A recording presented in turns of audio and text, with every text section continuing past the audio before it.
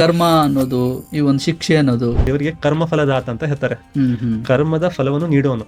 ಪೀಡಿತನಿಗೆ, ಸಂತ್ರಸ್ತನಿಗೆ ನನಗೆ ನ್ಯಾಯ ಸಿಕ್ಕಿದೆ ಅಂತ ಕಾಣಿಸೋದು ತುಂಬಾ ಅವಶ್ಯಕ. ನಮ್ಮ ಒಂದು ಕೋರ್ಟ್ಗಳಿಂದಾನೇ ನಾವು ಇದನ್ನ ಎಕ್ಸ್ಪೆಕ್ಟ್ ಮಾಡ್ತೀವಿ ಅಂದ್ರೆ ದೇವರಿಂದ ನಾವು ಇದು ಎಕ್ಸ್ಪೆಕ್ಟ್ ಮಾಡ್ಬೇಕೇ ಅಲ್ವಾ? ಶಿಕ್ಷೆಗಳನ್ನ ಯಾಕೆ ಹೇಳಿದ್ದಾರೆ ಅಂದ್ರೆ ಸುಮ್ಮನೆ ಹೇಳಕ್ಕಂತ ಹೇಳ್ತಾ ಇಲ್ಲ. ಸರ್, ಮತ್ತೆ ಕೇಳ್ತಾ ಇದ್ದೀನಿ, ದೇವರಿಗೂ ಆತ್ಮಕ್ಕೂ ಇರೋ ಒಂದು ವ್ಯತ್ಯಾಸ ಏನು? ನಾವು ಆತ್ಮವನ್ನು ನೋಡಿರ್ಬೇಕು, ಅದು ಏನಂತ ನಮ್ಗೆ ಗೊತ್ತಿರ್ಬೇಕು. ಪರಮಾತ್ಮನನ್ನು ನೋಡಿರ್ಬೇಕು, ಅದೇನಂತ ಗೊತ್ತಿರ್ಬೇಕು. ಅದೇ ಅವಾಗ್ಲೇ ಇದು ಎರಡು ಒಂದೇ ಅಥವಾ ಇದರ ಭಾಗ ಅಂತ ನಾವು ಹೇಳಕ್ಕೆ ಸಾಧ್ಯ. ಅದನ್ನೇ ದೇವ್ರು ಅಂತ ಭಾವಿಸ್ತಾರಲ್ಲ ಸರ್ ಕೆಲವೊಬ್ರು. ಇವೆಲ್ಲವೂ ಕೂಡ ಕಟ್ಟುಕತೆಗಳು. ನೀವು ಇನ್ನೂ ಡೀಪ್ ಆಗಿ ತಿಳ್ಕೊಂಡಿಲ್ಲ, ಇನ್ನೂ ಡೀಪ್ ಆಗಿ ಹೋಗ್ಬೇಕು ಸ್ಪಿರಿಚುವಲ್ ಅಲ್ಲಿ. ಈ ಸೃಷ್ಟಿ ಎಷ್ಟು ದೊಡ್ಡದಿದೆ ಅಂತ ಯೋಚಿಸೋ ಕೂಡ ನಮ್ಗೆ ಸಾಧ್ಯ ಇಲ್ಲ. ಪರಿಪೂರ್ಣ ಜ್ಞಾನ ಅಂತ ನಮ್ಗೇನು ಗೊತ್ತಿಲ್ಲ. ಪರಿಪೂರ್ಣ ಜ್ಞಾನ ಹೊಂದಿರೋನ್ ಭಗವಂತನಷ್ಟೇ. ಅಕಸ್ಮಾತ್ ಏನೋ ಒಂದು ನಮಗೆ ಇದು ಅನುಭವ ಆಯ್ತು ಧ್ಯಾನದಲ್ಲಿ, ಹೆಂಡತಿ ಮಕ್ಕಳು ನೋಡಿರಲ್ಲ, ತಂದೆ ತಾಯಿಗೂ ಗೊತ್ತಿರಲ್ಲ ಅಂತ ಒಂದು ಎರಡನೇ ಮುಖ ನಮ್ಗೆ ಎಲ್ಲರಿಗೆ ಇದೆ. ಆ ಏಕಾಂತದಲ್ಲಿದ್ದಾಗ ಅದೊಂದು ಎರಡನೇ ಮುಖ ನಮ್ಮ ಮುಂದೆ ಎದ್ದಿಂದ ಬರುತ್ತೆ. ಆ ಒಂದು ಮುಖದ ಜೊತೆಗೆ ಆಡುವ ಒಂದು ಯುದ್ಧ. ಕೆಲವೊಬ್ರು ಹೇಳ್ತಾರೆ ಪುಸ್ತಕದ ಅವಶ್ಯಕತೆ ಇಲ್ಲ ನಿಮಗೆ, ನಾನು ಈ ತರ ನಿಮಗೆ ನಿಯಮಗಳನ್ನ ಹೇಳ್ತೀನಿ, ಇವುಗಳನ್ನ ಪಾಲಿಸಿ ನಿಮಗೆ ಜ್ಞಾನೋದಯ ಆಗುತ್ತೆ, ನೀವು ಇದನ್ನ ಉಪಯೋಗಿಸಬೇಡಿ ಅಂತಾರಲ್ವಾ? ಅವ್ರು ಎಲ್ಲರಿಗಿಂತ ಡೇಂಜರಸ್. ಅವರಿಂದ ಒಂದು 10 ಫೀಟ್ ದೂರ ಇರಬೇಕು. ಯಾಕಂದ್ರೆ ಅವ್ರು ನಿಮಗೆ ಕುರುಡರನ್ನ ಮಾಡ್ತಾ ಇದ್ದಾರೆ. ಗುರುಗಳು ಹೇಳೋದೇನು ಅಂತಂದ್ರೆ, ನಿಮ್ಮಲ್ಲಿ ಪ್ರಶ್ನೆ ಹುಡ್ತಾ ಇದಾವೆ ಅಂದ್ರೆ ನೀವು ಗೊಂದಲದಲ್ಲಿ ಇದ್ದೀರಾ ಅಂತ ಹೇಳ್ತಾರೆ. ಉಪನಿಷತ್ತಿನ ಅಂತಾರಲ್ವಾ, ಉಪನಿಷತ್ಗಳು ಏನ್ ಹೇಳಿ, ಗುರುಗಳಿಗೆ ಶಿಷ್ಯರು ಕೇಳಿದ ಪ್ರಶ್ನೆಗಳಿಗೆ ನೀಡಿರೋ ಉತ್ತರ. ನೀವು ಎಲ್ಲಾ ಗುರುಗಳನ್ನ ಟೀಕೆ ಮಾಡ್ತಾ ಇದ್ದೀರಾ. ನಮ್ ಧರ್ಮನೇ ಶ್ರೇಷ್ಠ, ಅವರು ಬೇರೆಯವ್ರದನ್ನ ಒಪ್ಪೋದಿಲ್ಲ. ಅವರು ನನ್ನ ಜಾತಿ ಶ್ರೇಷ್ಠ ಯಾಕಂತಾರೆ, ಅದು ಜಾತಿ ನನ್ನದು, ಅದಕ್ಕಾಗಿ ಶ್ರೇಷ್ಠ. ಜಾತಿಗಳು 100 ಹೌದಲ್ವಾ? ಎಲ್ಲವೂ ಶ್ರೇಷ್ಠ ಇರೋದಾಗಿತ್ತಲ್ವಾ? ಇಲ್ಲ, ನನ್ನ ಜಾತಿನೇ ಯಾಕೆ ಶ್ರೇಷ್ಠ ಅಂದ್ರೆ ಆ ಜಾತಿ ನನ್ನದು, ನನ್ನ ಜೊತೆ ಅದು ಲಿಂಕ್ ಆಗಿದೆ, ನನ್ನ ಅಹಂ ಜೊತೆ ಅದ್ರದ್ದು ಒಂದು ರಿಲೇಶನ್ಶಿಪ್ ಇದೆ. ಸ್ನೇಹಿತರೆ, ಹೇಗಿದ್ದೀರಾ? ಆರಾಮಾಗಿದ್ದೀರಾ ಅಂತ ಭಾವಿಸ್ತೀವಿ. ವಿಡಿಯೋ ಶುರು ಮಾಡೋಕ್ಕಿಂತ ಮುಂಚೆ ಒಂದು ಸಿಹಿ ಸುದ್ದಿ ಅಂತಾನೆ ಹೇಳ್ಬೋದು. ಅದೇನಪ್ಪಾ ಅಂತಂದ್ರೆ, ಭಾವೈಕ್ಯ ಪ್ರತಿ ಭಾನುವಾರ ಒಂದು ಆನ್ಲೈನ್ ಸೆಷನ್ ನಡೆಸ್ತಾ ಇದೆ. ನಿಮಗೇನಾದ್ರು ಜೀವನದ ಬಗ್ಗೆ, ಧರ್ಮದ ಬಗ್ಗೆ, ದೇವರ ಬಗ್ಗೆ ತಿಳ್ಕೋಬೇಕು ಅನ್ನೋ ಆಸಕ್ತಿ ಇತ್ತು ಅಂದ್ರೆ ಡಿಸ್ಕ್ರಿಪ್ಷನ್ ಅಲ್ಲಿ ವಾಟ್ಸ್ಆ್ಯಪ್ ನಂಬರ್ ಅನ್ನ ಹಾಕಿರ್ತೀವಿ. ನೀವು ಅದಕ್ಕೊಂದು ಹಾಯ್ ಅಂತ ಮೆಸೇಜ್ ಕಳಿಸಿದ್ರೆ ನಾವು ನಿಮಗೆ ಸೆಷನ್ ಲಿಂಕ್ ಅನ್ನ ಶೇರ್ ಮಾಡ್ತೀವಿ. ಮತ್ತೆ ನೀವು ಇದಕ್ಕೆ ಯಾವುದೇ ರೀತಿಯಾದ ಫೀಸ್ ಕೂಡ ಹಾಗಿಲ್ಲ, ಇದು ಟೋಟಲಿ ಫ್ರೀ ಆಗಿರುತ್ತೆ. ಭಾವೈಕ್ಯ ಕಡೆಯಿಂದ ಒಂದು ಆ್ಯಪ್ ಕೂಡ ಇದೆ.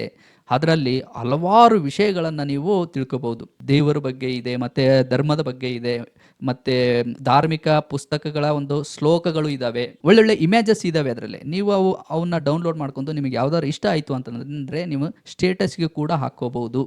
ಈ ಒಂದು ಲಿಂಕ್ ಅನ್ನು ಕೂಡ ಡಿಸ್ಕ್ರಿಪ್ಷನ್ ಅಲ್ಲಿ ಕೊಟ್ಟಿರ್ತೀವಿ, ನೀವು ಅಲ್ಲಿ ಹೋಗಿ ಡೌನ್ಲೋಡ್ ಮಾಡಬಹುದು. ಮತ್ತೆ ಇದು ಪ್ಲೇ ಸ್ಟೋರ್ ಅಲ್ಲಿ ಕೂಡ ಲಭ್ಯವಿದೆ. ಸ್ನೇಹಿತರೆ, ಲಾಸ್ಟ್ ಟೈಮ್ ಒಂದು ವಿಡಿಯೋ ಮಾಡಿದ್ವಿ, ಒಳ್ಳೆ ರೆಸ್ಪಾನ್ಸ್ ಬಂತು. ಅದನ್ನ ನೋಡಿದಾಗ ನಮಗೆ ಗೊತ್ತಾಗಿದ್ದೇನು ಅಂತಂದ್ರೆ, ಜನ ತುಂಬಾ ಆಸಕ್ತಿಯಿಂದ ಇದ್ದಾರೆ ಅಂತ ಹೇಳಿ. ಇನ್ನು ಕೆಲವೊಬ್ಬರು ಪ್ರಶ್ನೆಗಳನ್ನು ಕೂಡ ಕೇಳಿದ್ರು ಕಮೆಂಟ್ ಅಲ್ಲಿ. ಈಗ ಅವೇ ಪ್ರಶ್ನೆಗಳನ್ನ ಇಟ್ಕೊಂಡು ಮತ್ತೊಂದು ವಿಡಿಯೋ ಮುಖಾಂತರ ನಿಮ್ಮ ಮುಂದೆ ಇದೀವಿ. ನೋಡಿ, ವಿಡಿಯೋನ ಪೂರ್ತಿಯಾಗಿ ನೋಡಿ, ಅದರಲ್ಲಿ ಹಲವಾರು ವಿಷಯಗಳು ನಿಮಗೆ ಗೊತ್ತಾಗ್ತವೆ. ಮತ್ತೆ ನಿಮ್ಮಲ್ಲಿ ಏನಾದ್ರು ಪ್ರಶ್ನೆಗಳಿದ್ರೆ ನೀವು ಕಮೆಂಟ್ ಮುಖಾಂತರ ತಿಳಿಸಬಹುದು.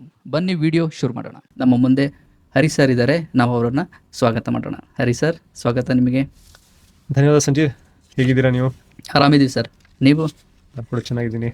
ಓಕೆ, ಲಾಸ್ಟ್ ಟೈಮು ತುಂಬ ಹಲವಾರು ವಿಷಯಗಳನ್ನು ದೇವರು ವಿಷಯದಲ್ಲಿ, ಧರ್ಮದ ವಿಷಯದಲ್ಲಿ, ಕೆಲವೊಂದು ಜೀವನದ ಒಂದು ವಿಷಯದಲ್ಲಿ ತುಂಬ ಹಲವಾರು ವಿಷಯಗಳನ್ನು ನಮಗೆ ತಿಳಿಸ್ಕೊಟ್ಟಿದ್ದೀರಾ.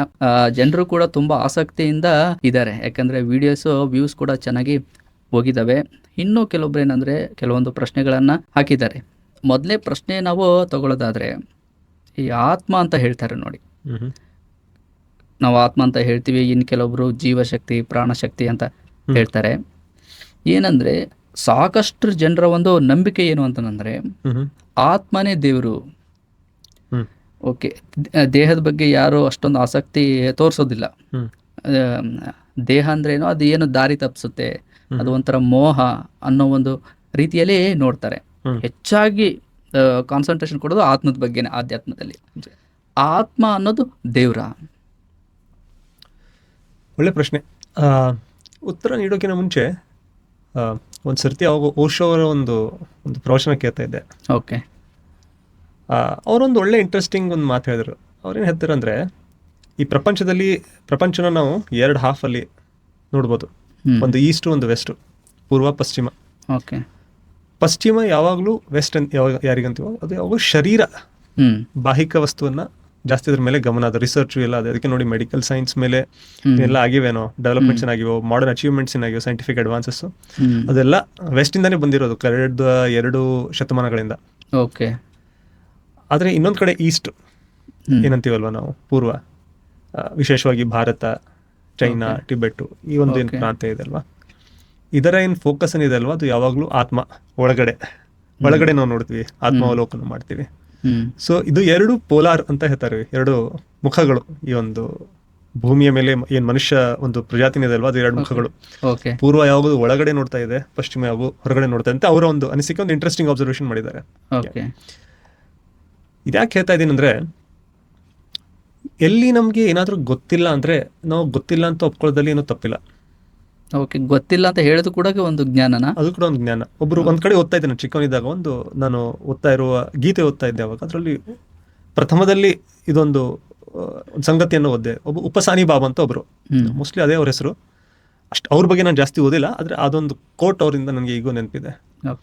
ಅವ್ರದ್ದು ಒಂದು ಡೆಫಿನೇಷನ್ ಇದೆ ಜ್ಞಾನ ಅಂದ್ರೆ. ಅದೇ ಟೆಕ್ನಿಕಲ್ ಡೆಫಿನೇಷನ್ ಇರ್ಲಿಕ್ಕಿಲ್ಲ, ಇದು ಅವ್ರ ಪ್ರಕಾರ ಅವರು ಹೇಳಿರೋ ಒಂದು ಮಾತು. ಜ್ಞಾನ ಅಂದ್ರೆ ಅರ್ಥ ಜ್ಞಾನ ಅಂದ್ರೆ ನಾಲೆಜ್, ತಿಳ್ಕೊಳ್ಳೋದು, ಧ್ಯಾನ ಮಾಡೋದು, ಬುದ್ಧಿ ಉಪಯೋಗಿಸೋದೆಲ್ಲ ಅನ್ನೋ ಶಬ್ದದಿಂದ ಬಂದಿದೆ. ಅಂದ್ರೆ ವಿಷಯಗಳ ಸಂಗ್ರಹ, ಮಾಹಿತಿಯನ್ನು ಪಡ್ಕೊಳ್ಳೋದು, ತಿಳ್ಕೊಳ್ಳೋದು, ಅರಿವು ಪಡೆಯೋದು, ಇದಕ್ಕೆ ಜ್ಞಾನ ಅಂತಾರೆ. ನ ಅಂದ್ರೆ ಹಿಂದಿ, ಕನ್ನಡ ಎಲ್ಲದ್ರಲ್ಲಿ ಅಂತೀವಿ ನೋಡಿ, ಸಂಸ್ಕೃತದಲ್ಲಿ ಅಂತ ಅಂತಾರೆ ನಹಿ, ಇಲ್ಲ, ನನಗೆ ಜ್ಞಾನವೇ ಇಲ್ಲ, ಅಥವಾ ನನಗೆ ಇರೋ ಜ್ಞಾನ ತುಂಬಾ ಅಲ್ಪ, ನನಗೆ ತಿಳಿದುಕೊಳ್ಳೋದು ತುಂಬಾ ಜಾಸ್ತಿ ಇದೆ ಅಂತ ಯಾರಿಗೆ ಗೊತ್ತಾಗುತ್ತೋ ಅವನೇ ಜ್ಞಾನಿ. ಹೌದಾ? ಓಕೆ. ಅಂದ್ರೆ ಇಷ್ಟು ಒಂದು ದೊಡ್ಡ ಸಮುದ್ರ ಇದೆ ಜ್ಞಾನದ್ದು. ಅದರಲ್ಲಿ ನಾವು ಒಂದ್ 2 ಹನಿಗಳನ್ನ ಸವದ್ಬಿಟ್ಟು ನಾನು ಜ್ಞಾನವನ್ನ ಪಡೆದುಕೊಂಡಿದ್ದೀನಿ ಅಂತ ಹೇಳಕ್ಕಾಗಲ್ಲ. ಅದಕ್ಕೆ ಅವ್ರ ಪ್ರಕಾರ ಜ್ಞಾನ ಅಂದ್ರೆ ಯಾರಿಗೆ ತನ್ನ ಅಜ್ಞಾನದ ಅರಿವಿದೆಯೋ, ನನ್ನಲ್ಲಿ ಜ್ಞಾನ ಎಷ್ಟು ಕಡಿಮೆ ಇದೆ, ಅದೇನು ಎಷ್ಟು ಕಡಿಮೆ ಇದೆ ಅಂದ್ರೆ ಅದು ನೋಡಿ, ಒಂದ್ ಸಮುದ್ರದಲ್ಲಿ 2 ಹನಿ ಯಾವ ಲೆಕ್ಕ, ನಮ್ ಜ್ಞಾನ ಹಾಗಿದ್ದಾಗ. ಗೊತ್ತಿಲ್ಲ ಅಂದ್ರೆ ಗೊತ್ತಿಲ್ಲ ಅಂತ ಹೇಳ್ಬೇಕು. ಮನುಷ್ಯ ಏನ್ ಮಾಡ್ತಾನೆ, ವಿಶಿಷ್ಟವಾಗಿ ಬುದ್ಧಿಜೀವಿಗಳು ಏನ್ ಮಾಡ್ತಾರೆ ಅಂದ್ರೆ, ಏನೋ ಒಂದು ವಿಷಯಕ್ಕೆ ತಮ್ಮದೇ ಆದ ಒಂದು ತರ್ಕವನ್ನ, ಅವರ ಒಂದು ಅನುಭವದ ಮೇರೆಗೆ ವಿಷಯಗಳನ್ನ ಸೇರಿಸಿದ್ರೆ ಏನೋ ಸತ್ಯ ಅಂದ ಹಾಗೆ ಅದನ್ನ ಪ್ರೆಸೆಂಟ್ ಮಾಡಕ್ಕೆ ಟ್ರೈ ಮಾಡ್ತಾರೆ. ಸೊ ನನ್ನ ಪ್ರಕಾರ ಇದು ತುಂಬಾ ಆಗಿದೆ ಈ ಒಂದು ವಿಷಯದಲ್ಲಿ. ಅದಕ್ಕಾಗಿ ನಾನು ನನ್ನದೇ ಆದ ಒಂದೇನೊಂದು ಸೇರಿಸ್ಬಿಟ್ಟು ಅದನ್ನ ತಪ್ಪು ಮಾಡಕ್ಕೆ ನನಗೆ ಇಂಟ್ರೆಸ್ಟ್ ಇಲ್ಲ. ಸೊ ನಾನೆಷ್ಟು ಓದ್ಕೊಂಡಿದ್ದೀನೋ, ತಿಳ್ಕೊಂಡಿದ್ದೀನೋ, ಮತ್ತೆ ಇದ್ರ ಬಗ್ಗೆ ಸ್ವಲ್ಪ ಅನಾಲಿಸಿಸ್ ಮಾಡಿದ್ದೀನೋ, ನನ್ನ ಪ್ರಕಾರ ನೋಡಿ, ಹಲವಾರು ಜೀವಿಗಳಿವೆ. ಪಶು ಅಂದ್ರೆ ಪ್ರಾಣಿಗಳು, ಪಕ್ಷಿಗಳು, ಗಿಡ ವೃಕ್ಷಗಳಂತೂ ಇವೇನೇ ಇವೆ, ಮತ್ತೆ ಇವೆಲ್ಲ ವಸ್ತುಗಳಿವೆ, ಜಡ ಅಂತಿನೋ ಇವೆಲ್ಲ ಪದಾರ್ಥಗಳು ಅಂತ ನಮ್ಮ ಮುಂದೆ ಇದೆ. ಇವೆಲ್ಲದರಲ್ಲ ನೋಡಿದ್ರೆ, ಮತ್ತೆ ನಮ್ಮನ್ನ ನೋಡಿದ್ರೆ, ನಾವು ಯಾವುದೋ ಒಂದು ರೀತಿಯಲ್ಲಿ ಇವುಗಳಿಂದ ಭಿನ್ನವಾಗಿದ್ದೇವೆ. ಉದಾಹರಣೆಗೆ ಈ ಜಡ ಅಂದ್ರೆ ಇವೆಲ್ಲ ವಸ್ತುಗಳಿಂದ, ಪದಾರ್ಥಗಳನ್ನೆಲ್ಲ ನೋಡ್ತೇವೆ, ಸಾಮಾನುಗಳನ್ನ ಮುಂಚೆ ಎಲ್ಲ, ಗಾಳಿ, ಬೆಳಕು, ನೀರು, ಇದು ಸೋಫಾ, ನಾವು ನೀವು, ಮೈಕು, ಎಲ್ಲ ನಮ್ಮ ಪದಾರ್ಥಗಳೇನಿವೆಲ್ಲ, ಇವುಗಳಿಗಿಂತ ಒಂದು ಲೆವೆಲ್, ತುಂಬಾ ಲೆವೆಲ್ ಮೇಲೆ ಇದ್ದೀವಿ ನಾವು. ಆಯ್ತಾ, ನಮಗೆ ಚೈತನ್ಯ ಅನ್ನೋದಿದೆ, ಕಾನ್ಷಿಯಸ್ನೆಸ್ ಇದೆ, ಯೋಚಿಸೋ ಶಕ್ತಿ ಇದೆ, ಮಾತಾಡೋ ಶಕ್ತಿ ಇದೆ, ಅದು ಯಾವುದಕ್ಕೂ ಇಲ್ಲ. ಆದರೆ ತುಂಬಾ ಮಟ್ಟಿಗೆ ಯೋಚನಾ ಶಕ್ತಿ ಮತ್ತೆ ಮಾತಾಡೋದಂತಲ್ಲ, ಬಟ್ ಕಮ್ಯುನಿಕೇಟ್ ಮಾಡೋದನ್ನ ಪ್ರಾಣಿಗಳಿಗೂ ಬರುತ್ತೆ. ಹೌದಲ್ವಾ? ಆದ್ರೂ ಕೂಡ ನಾವು ಪ್ರಾಣಿಗಳಿಗಿಂತ ತುಂಬಾ ಭಿನ್ನವಾಗಿದ್ದೇವೆ. ಅಂದ್ರೆ ಪ್ರಾಣಿಗಳು ಮಾತಾಡ್ತಾವ ನಮ್ ತರ? ಮಾತಾಡ್ತೇವೆ ಅಂದ್ರೆ ನಮ್ಮ ರೀತಿಯ ಒಂದು ಭಾಷೆ ಅವ್ರ ಹತ್ರ ಇಲ್ಲ. ನಾವೆಷ್ಟು ಭಾಷೆ ಎಷ್ಟು ಇವಾಲ್ವ್ ಆಗಿದೆಯಲ್ಲೋ, ಎಷ್ಟು ಏನ್ ಲೆವೆಲ್ಗೆ ಬಂದಿದ್ವಿ, ಹಂತಕ್ಕೆ ಬಂದಿದ್ವಿ, ಅದು ಆ ಲೆವೆಲ್ಗೆ ಬಂದಿಲ್ಲ. ಆದ್ರೆ ತಮ್ಮಲ್ಲಿ ಪರಸ್ಪರ ಸಿಗ್ನಲ್ಸ್ ಗಳನ್ನ ಕಳಿಸ್ತವೆ ಅವು. ಹಲವಾರು ಜನ ಏನ್ ಮಾಡ್ತಾರೆ, ಸಿಗ್ನಲ್ ಗಳನ್ನ ಕಳ್ಸೋದಕ್ಕೆ ಮಾತಾಡೋದು ಒಂದೇ ಅಂತ ತಿಳ್ಕೊತಾರೆ. ನಾವ್ ಯಾವ ರೀತಿ ಭಾಷೆಯನ್ನ ಯಾವ ಒಂದು ಉನ್ನತ ಲೆವೆಲ್ ತಗೊಂಡು ಬಂದಿದೀವೋ, ಆ ಬೇರೆ ಯಾವುದೇ ಒಂದು ಪ್ರಾಣಿ, ಜೀವ ಜಂತುಗಳಲ್ಲಿ ಕಾಣಿಸೋದಿಲ್ಲ. ಸಿಗ್ನಲ್ಸ್ ಇವೆ, ಕಮ್ಯುನಿಕೇಟ್ ಮಾಡ್ತವೆ ಅಷ್ಟೇ. ಒಂದ್ ಜೇನುಹುಳ ಇರುತ್ತೆ ನೋಡಿ, ಅದಕ್ಕೆ ಏನಾದ್ರೂ ಸಿಕ್ಕರೆ ಅದೊಂದ್ ಸ್ವಲ್ಪ ಡ್ಯಾನ್ಸ್ ಮಾಡ್ಬಿಟ್ಟು ಹೇಳುತ್ತೆ, ಇಲ್ಲಿ ಏನೋ ಸಿಕ್ಕಿದೆ ಅಂತ ಬೇರೆ ಜನಗಳಿಗೆ ಹೇಳುತ್ತೆ ಅಷ್ಟೇ. ಆ ರೀತಿ ಕಮ್ಯುನಿಕೇಟ್ ಮಾಡುತ್ತೆ. ನಾವ್ ಯಾವ ರೀತಿ ಕಮ್ಯುನಿಕೇಟ್ ಮಾಡ್ತೀವಿ ಆ ರೀತಿ ಕಮ್ಯುನಿಕೇಟ್ ಮಾಡಕ್ಕೆ ಬರಲ್ಲ.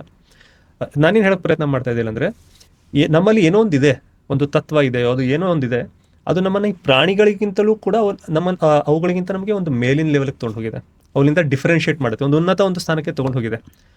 ಅದು ಒಂದು ಮೆಟಾಫಿಸಿಕಲ್ ಪ್ರೋಗ್ರಾಮ್ ಅಂತ ಹೇಳಿ, ಯಾವ ರೀತಿ ಒಂದು ಫೋನ್ ನಲ್ಲೋ ಲ್ಯಾಪ್ಟಾಪ್ ನಲ್ಲೋ ಒಂದು ಸಾಫ್ಟ್ವೇರ್ ಇರುತ್ತಲ್ವಾ, ಆ ರೀತಿ ಒಂದು ಸಾಫ್ಟ್ವೇರ್ ಇದೆ, ಏನೋ ಒಂದು ಪ್ರೋಗ್ರಾಮ್ ಇದೆ, ಆ ಭಗವಂತ ನಮ್ಮಲ್ಲಿ ಇಡಿಸಿದ್ದಾನೆ. ಅದು ನಮ್ಮನ್ನ ಮನುಷ್ಯರನ್ನ ಮಾಡುತ್ತೆ, ಪ್ರಾಣಿಗಳಿಂದ ಬೇರ್ಪಡಿಸುತ್ತೆ. ಬೇರೆ ಪ್ರಾಣಿಗಳಂತೆ ನಾವಲ್ಲ, ಒಂದು ಉನ್ನತ ಲೆವೆಲ್ಗೆ ನಾವು ಅವ್ರಿಗಿಂತಲೂ ಇದ್ದೀವಿ, ಸ್ವಲ್ಪ ಒಂದು ಹೈಯರ್ ಲೆವೆಲ್ಗೆ ಇದ್ವಿ. ಆ ಒಂದು ಏನ್ ತತ್ವ ಇದೆಯೋ, ಪ್ರೋಗ್ರಾಮ್ ಇದೆಯೋ, ಮೆಟಾಫಿಸಿಕಲ್ ಪ್ರೋಗ್ರಾಮ್ ಅನ್ಬೋದು ನಾವು. ಆ ಒಂದು ಅಂಶವನ್ನ ನಾವು ಆತ್ಮ ಅಂತೀವಿ. ಅದು ಹೇಗಿದೆ, ಎಲ್ಲಿದೆ ಅಂತ ಯಾರಿಗೂ ಗೊತ್ತಿಲ್ಲ. ನಾವು ಹೇಳುವುದೆಲ್ಲ ಊಹೆಗಳಷ್ಟೇ, ಥಿಯರಿಗಳಷ್ಟೇ. ಅದರಿಂದ ಅದಕ್ಕಾಗಿ ನನ್ಗೆ ಅನ್ಸುತ್ತೆ, ಈ ವಿಷಯದಲ್ಲಿ ತುಂಬಾ ಜಾಸ್ತಿ ಇದನ್ನ ತಿವಿಚಿ ಅದು ರಬ್ಬರ್ ಬ್ಯಾಂಡ್ ಇದ್ದಾಗ ಇಳಿತೀವಿ ನೋಡಿ, ಚಿವಿಂಗಮ್ ಇದ್ದಾಗ ನಾವು ಚಿಕ್ಕವರಿದ್ದಾಗ ಮಾಡ್ತಿದ್ವಿ ನೋಡಿ, ಎಳ್ದು ಮಾಡಿದ್ರೆ ಒಂದು ಲೆವೆಲ್ ಆದ್ಮೇಲೆ ಮುರಿದು ಹೋಗ್ಬಿಡುತ್ತೆ. ಅದಕ್ಕಾಗಿ ಜಾಸ್ತಿ ಇದನ್ನ ಎಳೆಯಕ್ ಹೋಗ್ಬಾರ್ದು. ಸುಲಭವಾಗಿ ಸಿಂಪಲ್ ಆಗಿ ನಾನು ಹೇಳ್ಬೇಕಂದ್ರೆ ಮನುಷ್ಯರನ್ನ ಪ್ರಾಣಿಗಳಿಂದ ಬೇರ್ಪಡಿಸಿ ಯೂನಿಕ್ ಆಗಿ ನಮ್ಮನ್ನ ಗುರುತಿಸ್ಪಡೋ ಏನೋ ಒಂದು ತತ್ವ ದೇವ್ರ ನಮ್ಮಿಟ್ಟಾನೆ, ಅದೇ ಆತ್ಮ ಅಷ್ಟೇ. ಓಕೆ ಸರ್, ಇವಾಗ ಅದು ಆ ಒಂದು ತತ್ವ ನಮ್ಮೊಳಗೆ ಇದೆ ಅಂತಂದ್ರೆ ಅದೊಂದು ಇದ್ದೇ ಇರುತ್ತಲ್ವ ಆಸಕ್ತಿ. ಅದು ಹೆಂಗಿದೆ ಏನೋ ಏನದು ಅದ್ರ ಬಗ್ಗೆ ತಿಳ್ಕೊಳ್ಳೋದು, ಅನುಭವ ಪಡೋದು, ಇದ್ರ ಒಂದು ಹಂಬಲ ಇದ್ದೇ ಇರುತ್ತೆ. ಅದ್ರ ಬಗ್ಗೆ ತಿಳ್ಕೊಳ್ಳೋ ಒಂದು ಹಂಬಲ ಇರುತ್ತೆ, ಅದೇನಿದಿಲ್ಲ. ಆದ್ರೆ ಮೆಟಾಫಿಸಿಕಲ್ ಎಲಿಮೆಂಟ್ಸ್ ನಾವು ಕಣ್ಣಿಂದ ನೋಡಕ್ ಸಾಧ್ಯ ಇಲ್ಲ, ಕೈಯಿಂದ ಸ್ಪರ್ಶ ಮಾಡ್ಬಿಟ್ಟು ತಿಳ್ಕೊಳಕ್ ಸಾಧ್ಯ ಇಲ್ಲ. ಲಾಜಿಕಲ್ ಆಗಿ ಅದ್ರ ಬಗ್ಗೆ ನಾವು ಹೀಗಿರ್ಬೋದು ಹಾಗಿರ್ಬೋದು ಅಂತ ಹೇಳೋಕು ಕೂಡ ಸಾಧ್ಯ ಇಲ್ಲ. ಅಂದ್ರೆ ಕಲ್ಪನೆ ಮಾಡ್ಕೊಳಕ್ಕಂತೂ ಸಾಧ್ಯನೇ ಇಲ್ಲ. ಯಾಕಂದ್ರೆ ಅದು ಮೆಟಾಫಿಸಿಕಲ್ ಅಂತ ಅದಕ್ಕೆ ಅಂತೀವಲ್ವ ನಾವು. ಈ ಭೌತಿಕವಾದ ಒಂದು ವಸ್ತು ಅಲ್ಲ ಅದು. ಎಲ್ಲಿ ಅದು ಭೌತಿಕವಾದ ವಸ್ತು ಇರೋದಿಲ್ವೋ ಅಲ್ಲಿ ಇದನ್ನೆಲ್ಲ ನಾವು ಮಾಡೋಕ್ ಕೂಡ ಸಾಧ್ಯ ಇರೋದಿಲ್ಲ. ಸೊ ಅದಕ್ಕಾಗಿ ನಮ್ಗೇನ್ ಗೊತ್ತಿಲ್ವೋ, ನಾನು ಮುಂಚೆ ಹೇಳಿದಾಗೆ ಗೊತ್ತಿಲ್ಲ ಅಂತ ಹೇಳೋದ್ರಲ್ಲಿ ತಪ್ಪೇನಿಲ್ಲ. ಆದ್ರೆ ಇಲ್ಲಿ ಏನಾಗುತ್ತೆ ಅಂದ್ರೆ ಜನರ ಅಜ್ಞಾನವನ್ನ ಬಂಡವಾಳವನ್ನಾಗಿ ಮಾಡ್ಕೊಂಡಿರೋ ಹಲವಾರು ಜನ ಇದ್ದಾರೆ. ನಾನು ಮುಂಚೆನೂ ಹೇಳ್ತಾ ಇದ್ದೆ, ಮುಂಚಿನ ಪಾಡ್ಕಾಸ್ಟ್ ನಲ್ಲೂ ಕೂಡ ಹಲವಾರು ಜನರು ನಿಮ್ಗೇನು ಗೊತ್ತಿಲ್ವೋ ಅದು ನನಗೆ ಗೊತ್ತಿದೆ, ನೀವು ನನ್ನ ಒಂದು ಮಾರ್ಗದಲ್ಲಿ ನಡೀರಿ, ನಿಮ್ಗೆ ಅದು ಸತ್ಯ ಸಿಗುತ್ತೆ ಅಂತ ಹೇಳ್ತಾರೆ. ಅದಕ್ಕೆ ಹಲವಾರು ಜನರಿಗೆ ಕುತೂಹಲ ಇರ್ತಲ್ವಾ, ಹೇಗೆ ಸರ್ ಇದನ್ನ ಹೇಗೆ ನಾವು ತಿಳ್ಕೊಳ್ಬೇಕು ಅಂತ. ಅವ್ರು ಯಾರ ಹತ್ರ ಹೋಗ ಅವ್ರು ಹೇಳ್ತಾರೆ, ಇಲ್ಲ ಅದಕ್ಕಾಗಿ ಈ ರೀತಿ ಮಾಡ್ಬೇಕು, ಹಾಗೆ ಮಾಡ್ಬೇಕು, ಇದು ಮಾಡ್ಬೇಕು, 20 ದಿನ ಅದು ಮಾಡ್ಬೇಕು, 50 ದಿನ ಇದು ಮಾಡ್ಬೇಕು ಅಂತ ಒಬ್ಬನೇ ಹೇಳ್ತಾನೆ. ಇನ್ನೊಬ್ಬನ ಏನೋ ಹೇಳ್ತಾನೆ, ಟ್ರೈನಿಂಗ್ ತಗೊಳ್ಳಿ ಅಂತ ಹೇಳ್ತಾನೆ. ಇದೆಲ್ಲ ಇದಕ್ಕೂ ವಿಧಿವಿಧಾನಗಳಿವೆ ಅಂತ ಒಬ್ಬನ ಹೇಳ್ತಾನೆ. ಆದ್ರೆ ನನ್ನ ಮುಖಾಂತರನೇ ಬರಕ್ಕೆ ಆಗಕ್ಕೆ ಸಾಧ್ಯ ಇಲ್ಲ. ಆದ್ರೆ ನಿಮ್ಮಿಂದ ನೀವು ತಿಳ್ಕೊಳಕ್ ಆಗಲ್ಲ. ಯಾಕಂದ್ರೆ ನಾನು ತುಂಬಾ ತಪಸ್ ಮಾಡಿದ್ದೇನೆ, ತುಂಬಾ ಕಷ್ಟಪಟ್ಟಿದ್ದೇನೆ, ಕಠೋರ ಯಾತನೆಗಳಿಂದ ನಾನು ಹೊರಗೆ ಬಂದಿದ್ದೇನೆ. ಅವಾಗ ನನಗೆ ಇದು ಜ್ಞಾನದ ಒಂದು ಪ್ರಕಾಶ ಸಿಕ್ಕಿದೆ, ಸತ್ಯದ ಅರಿವಾಗಿದೆ ಅಂತ ಅವ್ನು ಹೇಳ್ತಾನೆ. ಈಗ ನಿಮ್ಗೂ ಗೊತ್ತಿಲ್ಲ ಅದು ಏನಿದೆ ಅಂತ. ಹೌದು ಹೇಳ್ತಾ ಇದಾರೆ, ಗುರುಜಿ ಹೇಳ್ತಾ ಇದಾರೆ, ಫಕೀರ್ ಸಾಬ್ ಹೇಳ್ತಾ ಇದಾರೆ ಅಂತ ಅವ್ರ ಹಿಂದೆ ಜನರು ಹೋಗ್ತಾರೆ. ಸೊ ಇದನ್ನೊಂದು ಬಂಡವಾಳವನ್ನಾಗಿ ಕೂಡ ಜನ ಮಾಡಿದ್ದಾರೆ. ಅದಕ್ಕಾಗಿ ನೋಡಿ ಇದರಲ್ಲಿ ತುಂಬಾ ಪ್ರವಚನಗಳನ್ನು ಕೇಳಿದ್ದೇನೆ. ಎಲ್ಲೂ ಕೂಡ ನಿಖರವಾಗಿ ಇದೆ ಅಂತ ಹೇಳಕ್ಕೆ ಆನ್ಸರ್ ನಿಮ್ಗೆ ಸಿಗೋದಿಲ್ಲ. ಇದು ಹಿಂಗೆ ಇದೆ ಅಂತ ಹೇಳಕ್ಕಾಗಲ್ಲ, ಒಬ್ಬೊಬ್ರು ಒಂದು ಹೇಳ್ತಾರೆ. ಅದಕ್ಕಾಗಿ ನಾನು ಹೇಳ್ತಾ ಇರೋದು, ಯಾವ್ದು ನಮ್ಗೆ ಗೊತ್ತಿಲ್ಲ ಅಂತ ಇರುತ್ತೋ ಅದನ್ನ ಗೊತ್ತಿಲ್ಲ ಅಂತ ಹೇಳೋದ್ರಲ್ಲಿ ತಪ್ಪೇನಿಲ್ಲ. ಮತ್ತೆ ನನ್ನ ಪ್ರಕಾರ ನಮ್ಮಲ್ಲಿ ಆತ್ಮ ಇದೆ ಅನ್ನೋದ್ರಲ್ಲಿ ಎರಡನೇ ಮಾತಿಲ್ಲ. ಯಾಕಂದ್ರೆ ನಾವು ಬೇರೆ ಒಂದು ಪಶು ಪಕ್ಷಿಗಳಿಗಿಂತ ಬೇರೆ ಆಗಿದ್ದೇವೆ. ನಮ್ಮಲ್ಲಿ ಇನ್ನೊಂದು ಚೈತನ್ಯ ಇದೆ, ಒಂದು ಕಾನ್ಷಿಯಸ್ನೆಸ್ ಇದೆ. ಅದು ಹೀಗಿದೆ ಹಾಗೆ ಅಂತ ಮುಟ್ಬಿಡೋ ಅವಶ್ಯಕತೆ ನಮಗಿಲ್ಲ. ನಮ್ಮ ಒಳಗೆ ಆತ್ಮಾವಲೋಕನ ಮಾಡ್ಕೊಳ್ಳೋದು ನನ್ನ ಪ್ರಕಾರ ತುಂಬಾ ಇಂಪಾರ್ಟೆಂಟ್. ಅದು ಹೇಗಿದೆ ಅಂತ ತಿಳ್ಕೊಳ್ಳೋದು ಅಷ್ಟು ಇಂಪಾರ್ಟೆಂಟ್ ಅಲ್ಲ ನನ್ನ ಪ್ರಕಾರ. ಅಂದ್ರೆ ಆತ್ಮಾವಲೋಕನ ಮಾಡ್ಕೋಬೇಕು ನಾವು. ಇದೇ ನಮ್ಮಲ್ಲಿದೆ, ನಾವು ಅದನ್ನ ಒಂದು ಉನ್ನತ ಸ್ಥಿತಿಗೆ ತಗೊಂಡು ಹೋಗ್ಬೇಕು. ಇಲ್ಲಾದ್ರೆ ಯಾರಾದ್ರೂ ಬಂದ್ರೆ ಹೀಗೆ ಅದು ಹತ್ತರ ಕಾಗೆ ಹಾರಿಸೋದು, ಗುಬಿ ಹಾರಿಸೋದಾಗುತ್ತೆ ನೋಡಿ. ಎಲ್ಲಂತಾರೆ 7 ಆಕಾಶಗಳಿವೆ, ಅದು ಆ ಸ್ಥಿತಿಯಲ್ಲಿ 5ನೇ ಆಕಾಶಕ್ಕೆ ಹೋಗುತ್ತೆ, ಸುಪ್ತ ಸ್ಥಿತಿಯಲ್ಲಿ 7ನೇದಕ್ಕೆ ಹೋಗುತ್ತೆ, ಹಾಗೆ ಮಾಡಿದ್ರೆ 1ನೇದಕ್ಕೆ ಹೋಗುತ್ತೆ. ಈ ರೀತಿ 100 ಕಥೆಗಳನ್ನ ಜನ ಕಟ್ಟಿದ್ದಾರೆ. ಸೊ ನಿಮ್ಗೆ ನಿದ್ರೆಗೊಳಿಸಿ, ನಿಮ್ಗೇನೋ ನಿಮ್ ಜೊತೆ ಏನೋ ವಿಧಿವಿಧಾನಗಳನ್ನ ಮಾಡ್ಬಿಟ್ಟು ನಿಮ್ಗೆಲ್ಲೋ ಕರ್ಕೊಂಡು ಹೋಗ್ತಾರೆ. ನೀವು ಅಲ್ಲಿ ಹೋಗಿದ್ದೀರಾ, ನಿಮ್ಮ ಆತ್ಮವನ್ನ ನೀವೇ ನೋಡ್ತಾ ಇದ್ದೀರಾ, ಏನೇನೋ ಮಾಡ್ತಾರೆ. ಅದಕ್ಕಾಗಿ ನನ್ನ ಪ್ರಕಾರ ಇವೆಲ್ಲವೂ ಕೂಡ ಕಟ್ಟುಕತೆಗಳು. ಸರ್ ಮತ್ತೆ ಕೇಳ್ತಾ ಇದ್ದೀನಿ, ಇವಾಗ ನೀವು ಏನು ಇಷ್ಟೊತ್ತನ ಹೇಳಿದ್ರಲ್ವಾ, ಅದು ನಮಗೆ ಕಣ್ಣಿಗೆ ಕಾಣೋದಿಲ್ಲ, ನಮ್ಮ ಒಂದು ಗ್ರಹಿಕೆಗೂ ಸಿಗೋದಿಲ್ಲ ಅಂತ. ಆದರೆ ಅದನ್ನೇ ದೇವ್ರು ಅಂತ ಭಾವಿಸ್ತಾರಲ್ಲ ಸರ್ ಕೆಲವೊಬ್ರು. ದೇವ್ರಿಗೂ ಆತ್ಮಕ್ಕೂ ಇರೋ ಒಂದು ವ್ಯತ್ಯಾಸ ಏನು? ಇದು ತುಂಬಾ ಒಳ್ಳೆ ಪ್ರಶ್ನೆ, ಮತ್ತೆ ಒಂದು ತುಂಬಾ ಡೀಪ್ ಆಗಿರೋ ಒಂದು ಪ್ರಶ್ನೆ ಇದು. ಈಗ ಆತ್ಮನೇ ಪರಮಾತ್ಮ ಅಂತ ನಾವು ಹೇಳಿದ್ರೆ, ಮೊದಲು ನಾವು ಆತ್ಮವನ್ನು ನೋಡಿರ್ಬೇಕು, ಅದು ಏನಂತ ನಮ್ಗೆ ಗೊತ್ತಿರ್ಬೇಕು. ಪರಮಾತ್ಮನ ನೋಡಿರ್ಬೇಕು, ಅದು ಏನಂತ ಗೊತ್ತಿರ್ಬೇಕು. ಅದೇ ಅವಾಗ್ಲೇ ಇದು ಎರಡು ಒಂದೇ ಅಥವಾ ಇದರ ಭಾಗ ಅಂತ ನಾವು ಹೇಳಕ್ಕೆ ಸಾಧ್ಯ. ಉದಾಹರಣೆಗೆ ನಾವು ಒಂದು ಮಾವಿನ ತೋಟದಲ್ಲಿ ಮಾವಿನ ಒಂದು ಗಿಡವನ್ನು ನೋಡಿರ್ತೀವಿ, ಓಕೆನಾ. ಅದರಲ್ಲಿ ಬೆಳೆದಿರೋ ಮಾವುಗಳನ್ನು ನೋಡಿರ್ತೀವಿ, ಮಾವಿನ ಹಣ್ಣುಗಳನ್ನು ನೋಡಿರ್ತೀವಿ. ಈ ತೋಟದಲ್ಲಿರುವ ಇದು ಮಾವಿನಕಾಯಿ ಗಿಡ, ಮಾವಿನ ಹಣ್ಣಿನ ಗಿಡ. ಈ ಮಾವಿನ ಹಣ್ಣು ಆ ಗಿಡದ್ದು ಅಂತ ನಾವು ಹೇಳಕ್ ಬರುತ್ತೆ. ನಾವು ತೋಟನೂ ನೋಡಿಲ್ಲ, ಆ ಗಿಡನೂ ನೋಡಿಲ್ಲ, ಆ ಮಾವನ್ನು ನೋಡಿಲ್ಲ, ಆದ್ರೂ ಕೂಡ ನಾವು ಊಹೆ ಮಾಡ್ತಾ ಇದೀವಿ ಮಾವು ಅನ್ನೋ ಒಂದು ತತ್ವ ಇದೆ, ಈ ಒಂದು ಗಿಡದಿಂದ ಇದು ಬಂದಿದೆ ಅಂತ. ನಾವು ಖಚಿತವಾಗಿ ನೋಡಿದ್ರೆ, ನಾವು ನಿಖರವಾಗಿ ಗೊತ್ತಿದ್ರೆ ನಾವು ಅದೊಂದು ಕ್ಲೇಮ್ ಅನ್ನ ಮಾಡಬಹುದು. ನಮಗ್ ಗೊತ್ತಿಲ್ದೇನೆ ನಾವು ಊಹೆಯ ಮೇರೆಗೆ, ಗೆಸ್ ವರ್ಕ್ ನಲ್ಲಿ, ಕಂಜಂಕ್ಚರ್ ನಲ್ಲಿ ನಾವು ಇದು ಹೀಗೆ ಅಂತ ಹೇಳಕ್ಕೆ ಸಾಧ್ಯ ಇಲ್ಲ, ಹೌದಲ್ವಾ? ಹಂಗೆ ನಮ್ಗೆ ಯಾವ್ದು ತತ್ವದ ಬಗ್ಗೆಯೂ ನಮ್ಗೆ ನಿಖರವಾದ ಜ್ಞಾನ ಇಲ್ಲ. ನಾವು ಖಡಾಖಂಡಿತವಾಗಿ ಹೇಳೋಕೆ ಸಾಧ್ಯ ಇಲ್ಲ. ಓಕೆ. ಆತ್ಮ ಅನ್ನುವಂಥ ತತ್ವದ ಬಗ್ಗೆ ಕೂಡ ನಾವು ಖಡಾಖಂಡಿತವಾಗಿ ಹೇಳಕ್ ಸಾಧ್ಯ ಇಲ್ಲ. ಊಹೆಗಳ ಮೇಲೆ ಇದೊಂದು ಸಿದ್ಧಾಂತವನ್ನು ಸೃಷ್ಟಿ ಮಾಡಿದ್ದೇವೆ. ಊಹೆಗಳ ಬಗ್ಗೆನೇ ಪರಮ ತತ್ವ ಯಾವುದು, ಪರಬ್ರಹ್ಮ ಪರಮಾತ್ಮದ ತತ್ವದ ಬಗ್ಗೆ ಯಾವುದು ಅಂತ ಹೇಳಿದ್ವಿ. ಆಮೇಲೆ ಈ ತತ್ವ ಅದರ ಒಂದು ಭಾಗನೋ ಅಥವಾ ಅದೇ ಅಂತ ಕೂಡ ನಾವು ಹೇಳ್ತಾ ಇದ್ವಿ. ಸೊ ಎಲ್ಲವೂ ಕೂಡ ತುಂಬಾನೇ ಊಹೆಗಳ ಮೇಲೆ ನಿಂತಿರೋ ಒಂದು ಬ್ರಿಡ್ಜ್ ಅಂತ ತಿಳ್ಕೊಂಡು, ಮನೆ ಒಂದು ಕಟ್ಟಡ ಫೌಂಡೇಶನ್ ಇರಬೇಕಲ್ಲ, ಸ್ಟ್ರಾಂಗ್ ಇರಬೇಕು. ಆ ಫೌಂಡೇಶನ್ ಊಹೆಗಳ ಮೇಲೆ ನಿಂತಿದೆ ಅಂದ್ರೆ ಆ ಕಟ್ಟಡ ಎಂದು ಸ್ಟ್ರಾಂಗ್ ಆಗಕ್ಕೆ ಸಾಧ್ಯ ಇಲ್ಲ. ಮತ್ತೆ ಇನ್ನೊಂದೇನಂದ್ರೆ, ಬ್ರಹ್ಮಾಂಡ ಒಂದು ಸ್ವಯಂ ಚಾಲಿತ ಸಿಸ್ಟಮ್ ಅಲ್ಲ. ಈ ಸಿಸ್ಟಮ್ ಅನ್ನ ಯಾರೋ ನಡೆಸ್ತಾ ಇದ್ದಾರೆ ಅಂತ ತುಂಬಾ ನಮಗೆ ಇಂಡಿಕೇಶನ್ಸ್ ಇವೆ. ಈ ಒಂದು ಪೃಥ್ವಿ ಏನಿದೆ ಅಲ್ವಾ, ಸೂರ್ಯನಿಂದ ಒಂದು ನಿಖರವಾದ ಒಂದು ಡಿಸ್ಟೆನ್ಸ್ ಅಲ್ಲಿ ಇದೆ. ಸುಮಾರು 150 ಮಿಲಿಯನ್ ಕಿಲೋಮೀಟರ್ ಅಂತ ಹೇಳ್ತಾರೆ. ಆ ಒಂದು ಡಿಸ್ಟೆನ್ಸ್ ಅಲ್ಲಿ ಇದೆ. ಇದು ಸ್ವಲ್ಪ ಸಮೀಪವಾಗಿದ್ರೆ ಸುಟ್ಟೋಗ್ಬಿಡ್ತಿತ್ತು. ಇಲ್ಲಿ ಜೀವನ ಉದ್ಭವ ಆಗಕ್ಕೆ ಪಾಸಿಬಲ್ ಇರ್ತಿರ್ಲಿಲ್ಲ. ಸ್ವಲ್ಪ ಹಿಂದೆ ಇದ್ರೆ ಪೂರ್ತಿ ಪೃಥ್ವಿ ಹಿಮಾಲಯ ಆಗ್ಬಿಡ್ತಿತ್ತು ಅಂತ ತಿಳ್ಕೊಡಿ. ಓಕೆ, ಮಂಜುಗಡ್ಡೆಯಿಂದ ಕೂಡಿರ್ತಿತ್ತು. ಇಲ್ಲಿ ಅವಾಗ ಕೂಡ ಜೀವಿಗಳು ವಾಸಿಸಕ್ಕೆ ಸಾಧ್ಯ ಇರ್ತಿರ್ಲಿಲ್ಲ. ಈಗ ಕರೆಕ್ಟ್ ಆಗಿ ಇದೇ ಪೊಸಿಷನ್ಗೆ ಇದೆ, ಇದೇ ಒಂದು ಡಿಸ್ಟೆನ್ಸ್ ಅಲ್ಲಿ ಸೂರ್ಯನ ಸುತ್ತ ಹೋಗ್ತಾ ಇದೆ ಅಂದ್ರೆ ಇದನ್ನ ಇಲ್ಲಿ ಪ್ಲೇಸ್ ಮಾಡಲಾಗಿದೆ. ನಿಖರವಾಗಿ ಸಂಕೀರ್ಣವಾಗಿ ಯಾರೋ ಕ್ಯಾಲ್ಕುಲೇಷನ್ ಮಾಡ್ಬಿಟ್ಟು ಪರ್ಫೆಕ್ಟ್ ಆಗಿ ಇದನ್ನ ಇಟ್ಟಿದ್ದಾರೆ, ಪ್ಲೇಸ್ ಮಾಡಿದ್ದಾರೆ ಅಂತ ಅರ್ಥ. ಹಾಗಾಗಿನೇ ಕರೆಕ್ಟ್ ಆಗಿ ನಮಗೆ ಶಾಖ ಸಿಗ್ತಾ ಇದೆ, ಬೆಳಕು ಬರ್ತಾ ಇದೆ. ಅದರಿಂದ ಎಷ್ಟು ಬೆಳಕು ಸಿಗ್ಬೇಕು ಅಷ್ಟು ಬೆಳಕು ಸಿಗ್ತಾ ಇದೆ. ಈಗ ಹಾಗೆ ಭೂಮಿ ಸೂರ್ಯನ ಸುತ್ತ ಹೋಗ್ಬೇಕಾದ್ರೆ ಗೋಲಾಕಾರದಲ್ಲಿ ಹೋಗೋದಲ್ಲ, ಅಂಡಾಕಾರದಲ್ಲಿ ಹೋಗ್ತಾರೆ. ಎಲಿಪ್ಟಿಕಲ್ ಆರ್ಬಿಟ್ ಅಂತಾರೆ. ಅಂದ್ರೆ ಕೆಲವೊಂದ್ ಕಡೆ ಸೂರ್ಯನ್ಗೆ ಸ್ವಲ್ಪ ಸಮೀಪ ಇರುತ್ತೆ, ಇನ್ನೊಂದ್ ಕೆಲವು ಕಡೆ ಸ್ವಲ್ಪ ದೂರ ಇರುತ್ತೆ. ಸಮೀಪ ಇದ್ದಾಗ ಶಾಖ ಜಾಸ್ತಿ, ಬೇಸಿಗೆ. ದೂರ ಇದ್ದಾಗ ಕಡಿಮೆ. ಸೊ ಇದೇ ಋತುಗಳ ಬದಲಾವಣೆ ಕೂಡ ಇದೇ ರೀತಿ ಸಂಚಲನೆ ಆಗುತ್ತೆ. ಇದೆಲ್ಲ ನೋಡಿದ್ರೆ ಸಂಚಲನೆ ಇದೆ, ಸಂಚಾಲಕನಿದ್ದಾನೆ. ಈ ಸೆಟಪ್ ತನ್ನಿಂದ ತಾನೇ ಸೆಲ್ಫ್ ಕಂಟ್ರೋಲ್ ಅಲ್ಲ, ಇದನ್ನು ಕಂಟ್ರೋಲ್ ಮಾಡಲಾಗಿದೆ. ಇದರರ್ಥ ಆ ಪರಮಶಕ್ತಿ ಏನಿದೆ ಅಲ್ವಾ, ಅದು ಕಂಟ್ರೋಲರು. ನಾವೆಲ್ಲವೂ ತತ್ವಗಳೇನಿದೀವಲ್ಲ, ನಾವು ಕಂಟ್ರೋಲ್ಡ್. ಸೊ ನಮ್ಮದ್ರ ಜೊತೆ relationship controller and controlled.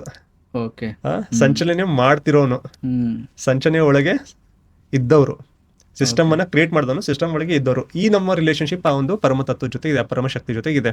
Okay sir, ಹಾಗಾದ್ರೆ ಆತ್ಮದ ಬಗ್ಗೆ ಅಷ್ಟು ಇದು ಕ್ಲಾರಿಟಿ ಇಲ್ಲ, ಇದೆ ಅಂತಂದು ಇದೆ ಅಷ್ಟೇ. ಹಾಗಾಗಿನೇ ಅದು ನಾವು ದೇವ್ರು ಅಂತ ಹೇಳಕ್ಕಾಗಲ್ಲ.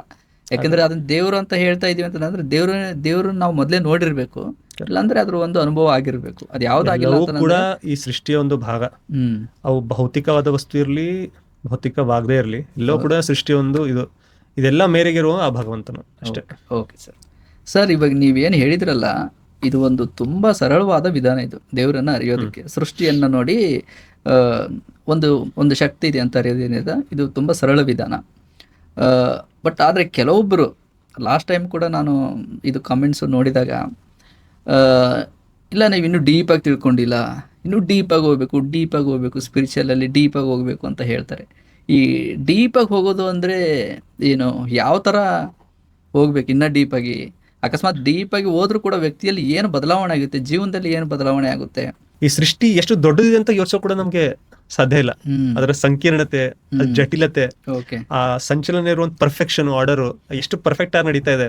ಮತ್ತೆ ವೈಜ್ಞಾನಿಕರು ಏನ್ ಹೇಳ್ತಾರೆ, ಆಸ್ಟ್ರೋಫಿಸಿಸ್ಟ್ ಏನ್ ಹೇಳ್ತಾರೆ ಅಂದ್ರೆ, ಇದೇನ್ ಪ್ರಪಂಚ ಸಂಸಾರ ಇದಲ್ವಾ, ಬ್ರಹ್ಮಾಂಡ ಇದಲ್ವಾ, ಅದ್ರದ್ದೊಂದು ಸ್ಮಾಲ್ ಪಾರ್ಟ್ ಅನ್ನ ಮಾತ್ರ ನೋಡ್ತಾ ಇದೀವಿ. ಒಂದು ಪಾರ್ಟ್ ಅನ್ನ ಮಾತ್ರ ನೋಡ್ತಾ ಇದೀವಿ. ತುಂಬಾ ದೊಡ್ಡದಿದೆ, ನಮಗೆಲ್ಲ ಕಾಣೋದು ಇಷ್ಟೇ ಒಂದು ಸ್ಮಾಲ್ ಪಾರ್ಟ್ ಅನ್ನ, ನಕ್ಷತ್ರ ಅಷ್ಟೇ. ಮತ್ತೆ ನಮ್ಗೆ ಎಲ್ಲ ಪವರ್ಫುಲ್ ಅಂಡ್ ಟೆಲಿಸ್ಕೋಪ್ಸ್ ಇದಾವಲ್ವಾ, ಅವು ಕೂಡ ಒಂದು ರೇಂಜ್ ವರೆಗೂ ನಮ್ಗೆ ತೋರಿಸ್ತವೆ. ಅದ್ರ ಮುಂದೆ ಏನಿದೆ, ನಮ್ಗೆ ಇನ್ನೂ ಅಷ್ಟು ಪವರ್ಫುಲ್ ಅಂಡ್ ಟೆಲಿಸ್ಕೋಪ್ಸ್ ಇನ್ನೂ ಇದಾಗಿಲ್ಲ ಅಲ್ಲಿ ರೀಚ್ ಆಗಕ್ಕೆ.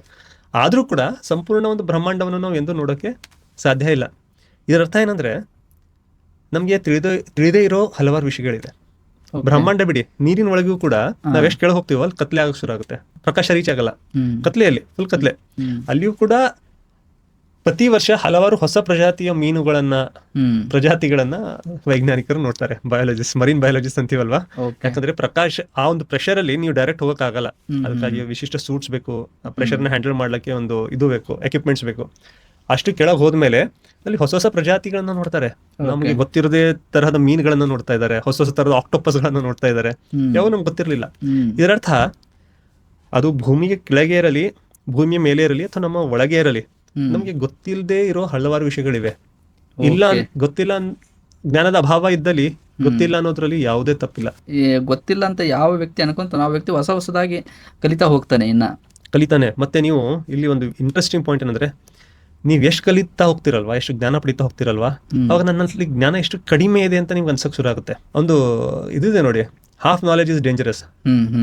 ಅರ್ಧ ಜ್ಞಾನ ತುಂಬಾ ಡೇಂಜರ್ಸ್ ಅಂತ ಹೇಳ್ತಾರೆ. ಅದು ಆಕ್ಚುಲಿ ಸೇಯಿಂಗೇ ತಪ್ಪು, ಹೇಳಿಕೆನೆ ತಪ್ಪು. ಯಾಕಂದ್ರೆ ಅರ್ಧ ಅಂದ್ರೆ ಪೂರ್ತಿ ಯಾವ್ದಂತ ಗೊತ್ತಿರ್ಬೇಕಲ್ಲ. ಒಂದು ಚಪಾತಿ ಇದ್ರೆ ಅದು ಅರ್ಧ ಮಾಡ್ತೀವಿ, ರೊಟ್ಟಿ ಇದ್ರೆ ಅರ್ಧ ಮಾಡ್ತೀವಿ, ಕೇಕ್ ಇದ್ರೆ ಅರ್ಧ ಕಟ್ ಮಾಡ್ತೀವಿ. ಪರಿಪೂರ್ಣ ಜ್ಞಾನ ಅಂತ ನಮ್ಗೇನು ಗೊತ್ತಿಲ್ಲ. ಪರಿಪೂರ್ಣ ಜ್ಞಾನ ಹೊಂದಿರೋನ್ ಭಗವಂತನಷ್ಟೇ. ಅರ್ಧ ಭಗವಂತ ನಾವು ಆಗಕ್ ಸಾಧ್ಯ ಎಂದಾದ್ರು? ಅರ್ಧ ಜ್ಞಾನ ಅನ್ನೋದು ಏನು ಇಲ್ಲ. ಸೊ ಮೊದಲು ಜ್ಞಾನ ಇಲ್ಲ ಅಂತ ಹೇಳೋದನ್ ಕಷ್ಟ ಇಲ್ಲ. ಎರಡನೇದಂದ್ರೆ ಹಲವು ವಿಧಿವಿಧಾನಗಳಿಂದ, ತಪಸ್ಸಿನಿಂದ, ಅಥವಾ ನಮ್ಮನ್ನು ನಾವು ಏಕಾಂತದಲ್ಲಿ ಇಟ್ಕೊಂಡ್ಬಿಟ್ಟು ಧ್ಯಾನವನ್ನು ಕೇಂದ್ರೀಕರಿತ ಮಾಡೋದ್ರಿಂದ, ಆತ್ಮಾವಲೋಕನ ಮಾಡೋದ್ರಿಂದ ಒಂದು ತರಹದ ಜ್ಞಾನ ಸಿಗುತ್ತೆ. ಒಂದು ನಮ್ಮ ಕಾನ್ಶಿಯಸ್ನೆಸ್, ಚೇತನ ಜಾಸ್ತಿ ಆಗುತ್ತೆ. ಇದ್ರಲ್ಲಿ ಎರಡನೇ ಡೌಟ್ ಇಲ್ಲ. ಅದು ಇದೆಯಾ?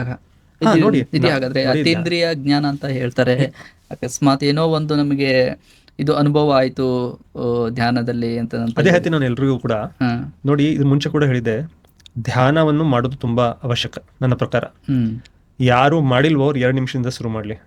ಯಾರು 2 ನಿಮಿಷ ಮಾಡ್ತಾ ಇದಾರೋ ಅವ್ರು 10-15 ನಿಮಿಷ ಮಾಡ್ಲಿ. ಯಾರು 15 ನಿಮಿಷ ಮಾಡಕ್ ಮಾಡಿದಾರೋ ಅರ್ಧ ಗಂಟೆ ಮಾಡಕ್ ಮಾಡ್ಲಿ. ಜಾಸ್ತಿ ಮಾಡ್ತಾ ಹೋಗ್ಲಿ. ನಾವು ಏಕಾಂತದಲ್ಲಿ ಕುಳಿತ್ಕೊಂಡ್ಬಿಟ್ಟು ಯಾವುದೇ ಬೇರೆ ವಿಚಾರಗಳ ಬಗ್ಗೆ ಯೋಚಿಸದೆ ನಮ್ಮ ಒಳಗೆ ನಾವು ಇಣುಕಿ ನೋಡಿದ್ರೆ ನಮ್ಮಲ್ಲಿರುವ ಹಲವಾರು ಕುಂದುಕೊರತೆಗಳು ನಮ್ಗೆ ಕಾಣಿಸ್ಬರ್ತವೆ. ಅವೆಲ್ಲ ನಮ್ಮ ತಲೆಯಲ್ಲಿರುವ ಹೊಲಸು, ಕೆಟ್ಟ ವಿಚಾರ, ವಿಕೃತಿಗಳು ಎಲ್ಲವೂ ಕೂಡ ನಮ್ಮ ಮುಂದೆ ಎದ್ದು ಬಂದು ನಿಂತ ಹಾಗಾಗುತ್ತೆ. ಒಳಿತು ಕೂಡ ಕಾಣಿಸ್ಬರುತ್ತೆ. ಆದ್ರೆ ವಿಶೇಷವಾಗಿ ನಮ್ಮ ಒಳಗೆ ಏನೇನು ವಿಕೃತಿಗಳು ಇವೆಲ್ವಾ, ನಾವು ಏಕಾಂತದಲ್ಲಿದ್ದಾಗೆ ಬರ್ತಾವ ನೋಡಿ. ಈಗ ನಾವು ನೀವು ಜೊತೆ ಕೂತಾಗ ನನ್ನ ಒಂದು ವಿಕೃತ ಮುಖವನ್ನು ನೋಡಿರಲ್ಲ, ಅದು ನಾನ್ ಮಾತ್ರ ನೋಡಿರ್ತೀನಿ. ಕೆಲವೊಂದು ವಿಷಯ ಇದ್ರಲ್ಲಂತೂ ಹೆಂಡತಿ ಮಕ್ಕಳು ನೋಡಿರಲ್ಲ, ತಂದೆ ತಾಯಿ ಗೊತ್ತಿರಲ್ಲ ಅಂತ ಒಂದು ಎರಡನೇ ಮುಖ ನಮ್ಗೆ ಎಲ್ಲರಿಗೆ ಇದೆ. ಆ ಏಕಾಂತದಲ್ಲಿದ್ದಾಗ ಅದೊಂದು ಎರಡನೇ ಮುಖ ನಮ್ಮ ಮುಂದೆ ಎದ್ದಿಂದ ಬರುತ್ತೆ. ಆ ಒಂದು ಮುಖದ ಜೊತೆಗೆ ಆಡುವ ಒಂದು ಯುದ್ಧ, ಅದೇ ಅದು ಆತ್ಮಾವಲೋಕನ. ಆತ್ಮಾವಲೋಕನ ಅಂದ್ರೆ ಸುಮ್ಮನೆ ಕುತ್ಕೊಂಡ್ಬಿಟ್ಟು ಈಗ ಉಸಿರಾಡೋದಲ್ಲ, ಅಲ್ಲಿಂದ ಪ್ರಾರಂಭ ಆಗುತ್ತೆ ಅದು. ಆದರೆ ನಮ್ಮೊಳಗೆ ನಾವು ಇಣುಕಿ ನೋಡಿ ನಮ್ಮಲ್ಲಿರುವ ವಿಕೃತಿಗಳನ್ನ ನಾವು ಐಡೆಂಟಿಫೈ ಮಾಡಿ ನಾವಕ್ಕೆ ಹೆಸರಿಡಬೇಕು. ಇದು ನನ್ನಲ್ಲಿರುವ ಕಾಮ, ಇದು ನನ್ನಲ್ಲಿರುವ ಕ್ರೋಧ, ಇದು ನನ್ನಲ್ಲಿರುವ ಮದ, ಎಲ್ಲ ವಿಕೃತಿಗಳನ್ನ ನಾವು ಐಡೆಂಟಿಫೈ ಮಾಡಿ ಒಂದನ್ನು ಹಿಡಿದ್ಬಿಟ್ಟು ನಮ್ಮ ಸಿಸ್ಟಮ್ ಇಂದ ಹೊರ ಹಾಕೋದು. ಇದು ಆತ್ಮಾವಲೋಕನದ ಕೆಲಸ. ಯಾವಾಗ ನಾವು ಇದು ಮಾಡ್ತೀವಲ್ವಾ, ನಾವು ನಮ್ಮಿಂದ ನಮಗೆ ಕ್ಲೋಸ್ ಹಾಕಿ ಶುರು ಮಾಡ್ತೀವಿ. ನಮ್ಮನ್ನು ನಾವು ಇನ್ನೂ ಬೆಟರ್ ಆಗಿ ತಿಳ್ಕೊಳಕ್ಕೆ ಶುರು ಮಾಡ್ತೀವಿ. ಈಗ ಸೈಕೋನಾಲಿಸ್ಟ್ ಅಂತಾರಲ್ಲ, ಸೈಕಾಲಜಿಸ್ಟ್ ಅಲ್ಲಿ ಏನ್ ಮಾಡ್ತಾರೆ, ನಿಮ್ಮಲ್ಲಿ ಅಡಗಿರುವ ಸಬ್ಕಾನ್ಶಿಯಸ್ಲಿ ನಿಮ್ಮಲ್ಲಿ ಅಡಗಿರುವ ವಿಷಯಗಳನ್ನ ಹೊರಗೆ ತೆಗೆದುಹಾಕ್ತಾರೆ. ಅದನ್ನ ನಾವು ಕುತ್ಕೊಂಡ್ಬಿಟ್ಟು ಮನೆಯಲ್ಲಿ ನಮ್ಮ ಆತ್ಮಾವಲೋಕನ ನಾವು ಮಾಡಿದ್ರೆ, ಧ್ಯಾನ ಮಾಡಿದ್ರೆ, ಮೆಡಿಟೇಷನ್ ಮಾಡಿದ್ರೆ ನಮ್ಮಲ್ಲಿರೋ ವಿಕೃತಿಗಳನ್ನ ಐಡೆಂಟಿಫೈ ಮಾಡ್ಬೋದು. ಯಾವಾಗ ನಾವು ಈ ರೀತಿ ಮಾಡ್ತೀವೋ, ನಾವು ಪ್ರತಿಯೊಂದು ದಿನವೂ ಪ್ರತಿಯೊಂದು ಟೈಮ್ ನಾವು ಧ್ಯಾನ ಮಾಡಿದಾಗ ನಮ್ಮ ಮನಸ್ಸು ನಿರ್ಮಲವಾಗುತ್ತೆ.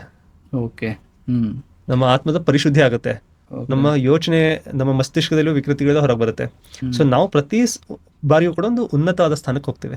ಒಂದು ಪ್ಯೂರ್ ಸ್ಟೇಟ್ಗೆ ರೀಚ್ ಆಗೋ ಒಂದು ಪ್ರಯತ್ನ ಈ ಮೆಡಿಟೇಷನ್, ಧ್ಯಾನ ಏನಂತಾರಲ್ವಾ, ಒಂದು ಪ್ಯೂರ್ ಸ್ಟೇಟ್ಗೆ ಅಂದ್ರೆ ಏನು, ನಮ್ಮಲ್ಲಿರುವ ಎಲ್ಲ ವಿಕೃತಿಗಳನ್ನ ಹೊರಗೆ ಹಾಕೋದು, ನಮ್ಮ ಮನಸ್ಸಿನಿಂದ, ನಮ್ಮ ಮಸ್ತಿಷ್ಕದಿಂದ, ನಮ್ಮ ಸಿಸ್ಟಮ್ ಇಂದ ಹೊರಗೆ ಹಾಕೋದು. ಆ ಒಂದು ಪ್ಯೂರ್ ಸ್ಟೇಟ್ಗೆ ರೀಚ್ ಆಗೋ ಒಂದು ವಿಧಾನವೇ, ಒಂದು ಸಂಘರ್ಷವೇ, ಒಂದು ಯುದ್ಧವೇ ಧ್ಯಾನ, ಆತ್ಮಾವಲೋಕನ.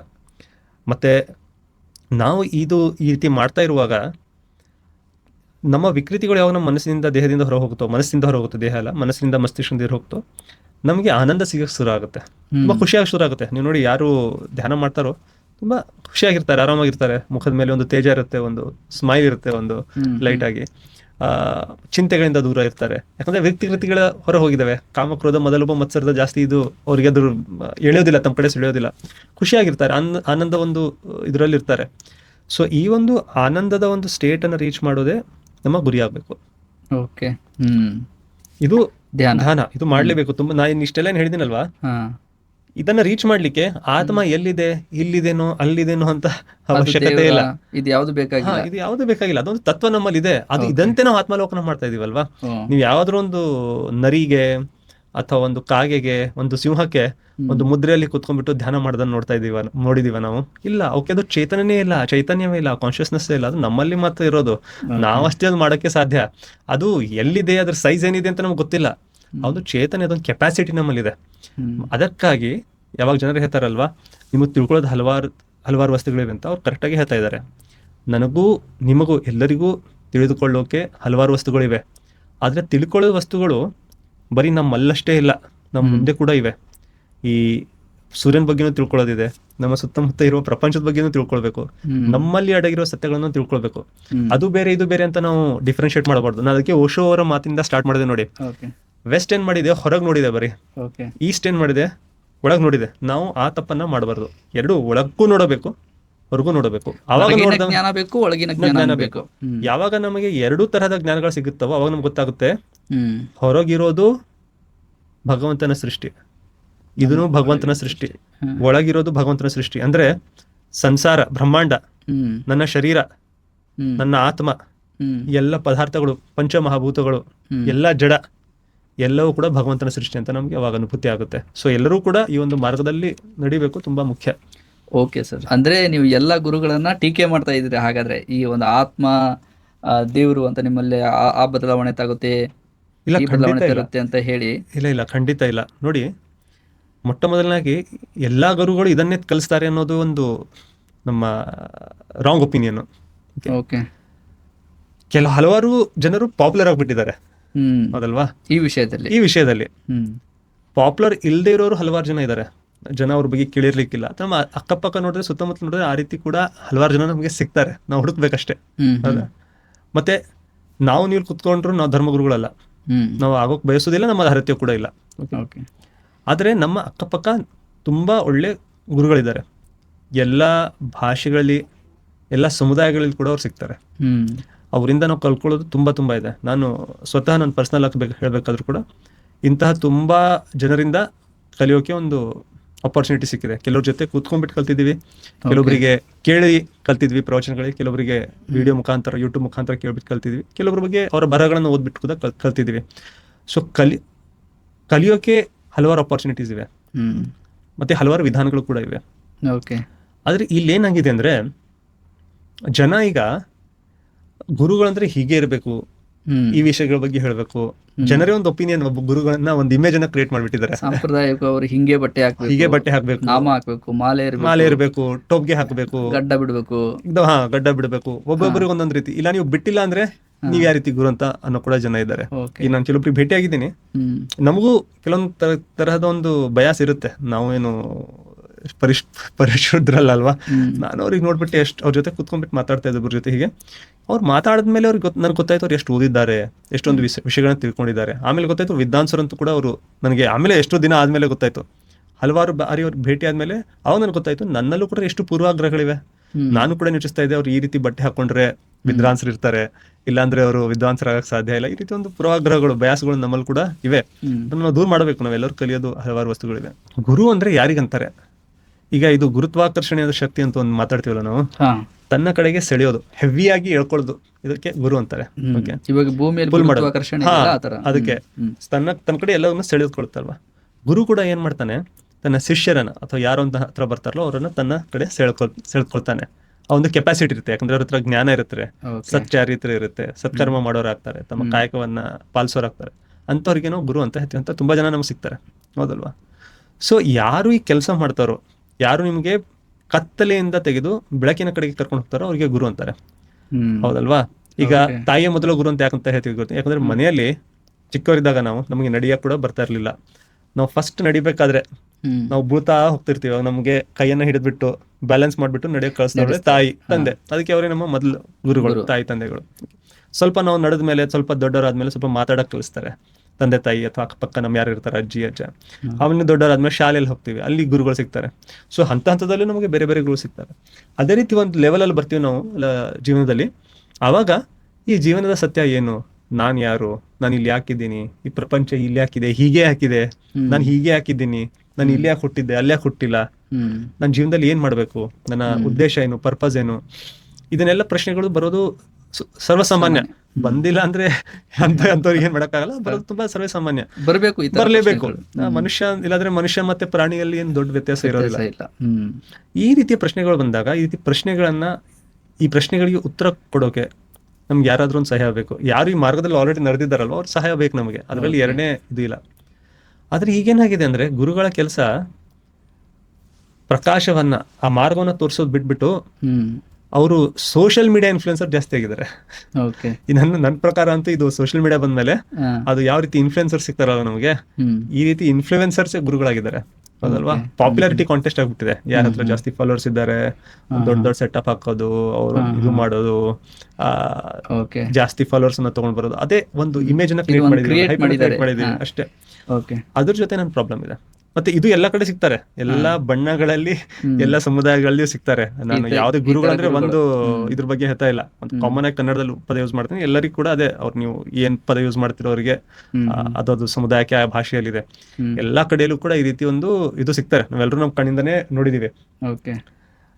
ನನಗೆ ಇವ್ರ ಜೊತೆಗೆ ಏನ್ ಪ್ರಾಬ್ಲಮ್ ಅಂದ್ರೆ, ಇವ್ರ ಜೊತೆ ಅಂದ್ರೆ ಯಾವ ಈ ರೀತಿ ಇದೇನೋ ಇನ್ಫ್ಲುಯೆನ್ಸರ್ಸ್ ನಾವೇ ಕ್ರಿಯೇಟ್ ಮಾಡ್ಕೊಂಡಿದೀವಿ ಅಥವಾ ಕ್ರಿಯೇಟ್ ಆಗಿದ್ದಾರೋ, ಮೊಟ್ಟ ಮೊದಲು ಇವರಿಗೆ ತಮ್ಮದೇ ಏನು ಸಂಪ್ರದಾಯ ಅಂತ ಅಂತಾರಲ್ವ, ಅದ್ರ ಬಗ್ಗೆಯೂ ಕೂಡ ಎಷ್ಟು ಜ್ಞಾನ ಇರಬೇಕು ಅಷ್ಟು ಜ್ಞಾನ ಇದೆ ಅಂತ ನನಗೆ ಅನ್ಸೋದಿಲ್ಲ. ಯಾಕಂದ್ರೆ ಮುಂಚೆ ಎಲ್ಲ ನೋಡಿ ನೀವು, ಗುರುಗಳಂದ್ರೆ ಒಂದು ಮಿನಿಮಮ್ ಕ್ವಾಲಿಫಿಕೇಶನ್ ಇರಬೇಕು, ಇಷ್ಟಾದ್ರೂ ಓದಿರ್ಬೇಕು, ಪಾರಂಗತರಾಗಿರ್ಬೇಕು, ಇಷ್ಟು ಪುಸ್ತಕಗಳನ್ನು ಓದಿರ್ಬೇಕು.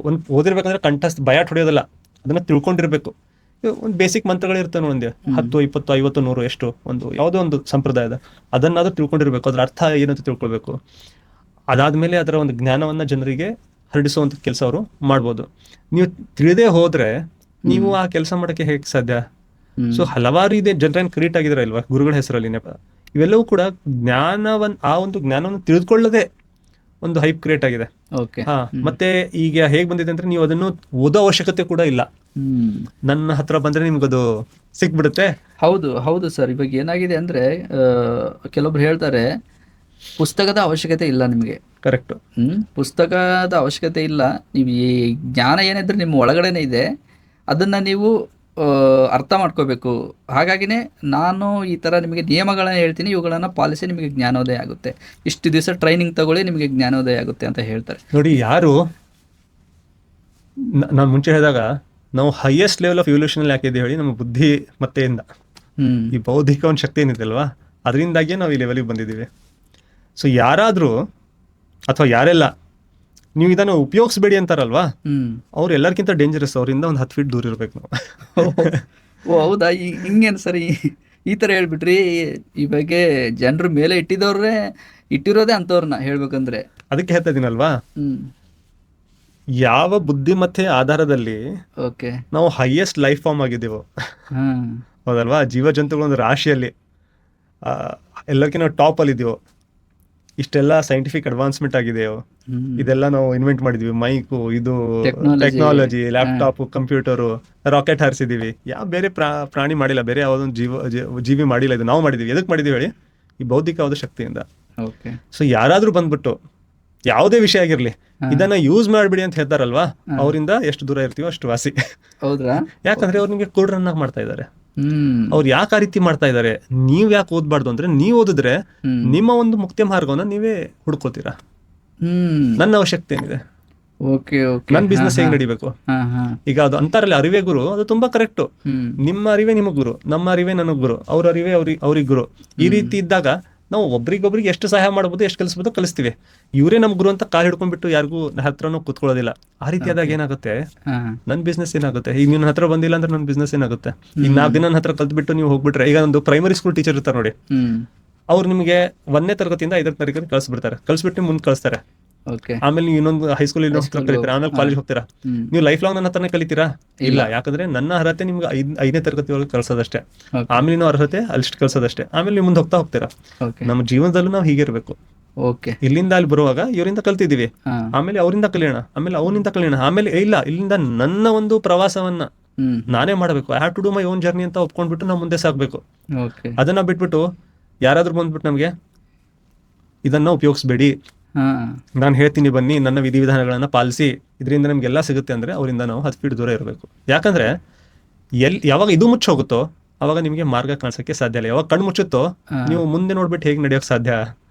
ಸೊ ಜ್ಞಾನನೇ ನಮ್ ಕಣ್ಣಲ್ವಾ? ಈ ಒಂದು ಸಂಸಾರದ ಒಂದು ಭವಸಾಗರದಿಂದ ನಮ್ಗೆ ಪಾರ್ ಮಾಡಕ್ಕೆ ನಮ್ಮ ಒಂದು ಮಿತ್ರ ಸಂಗಾತಿನೇ ಜ್ಞಾನ.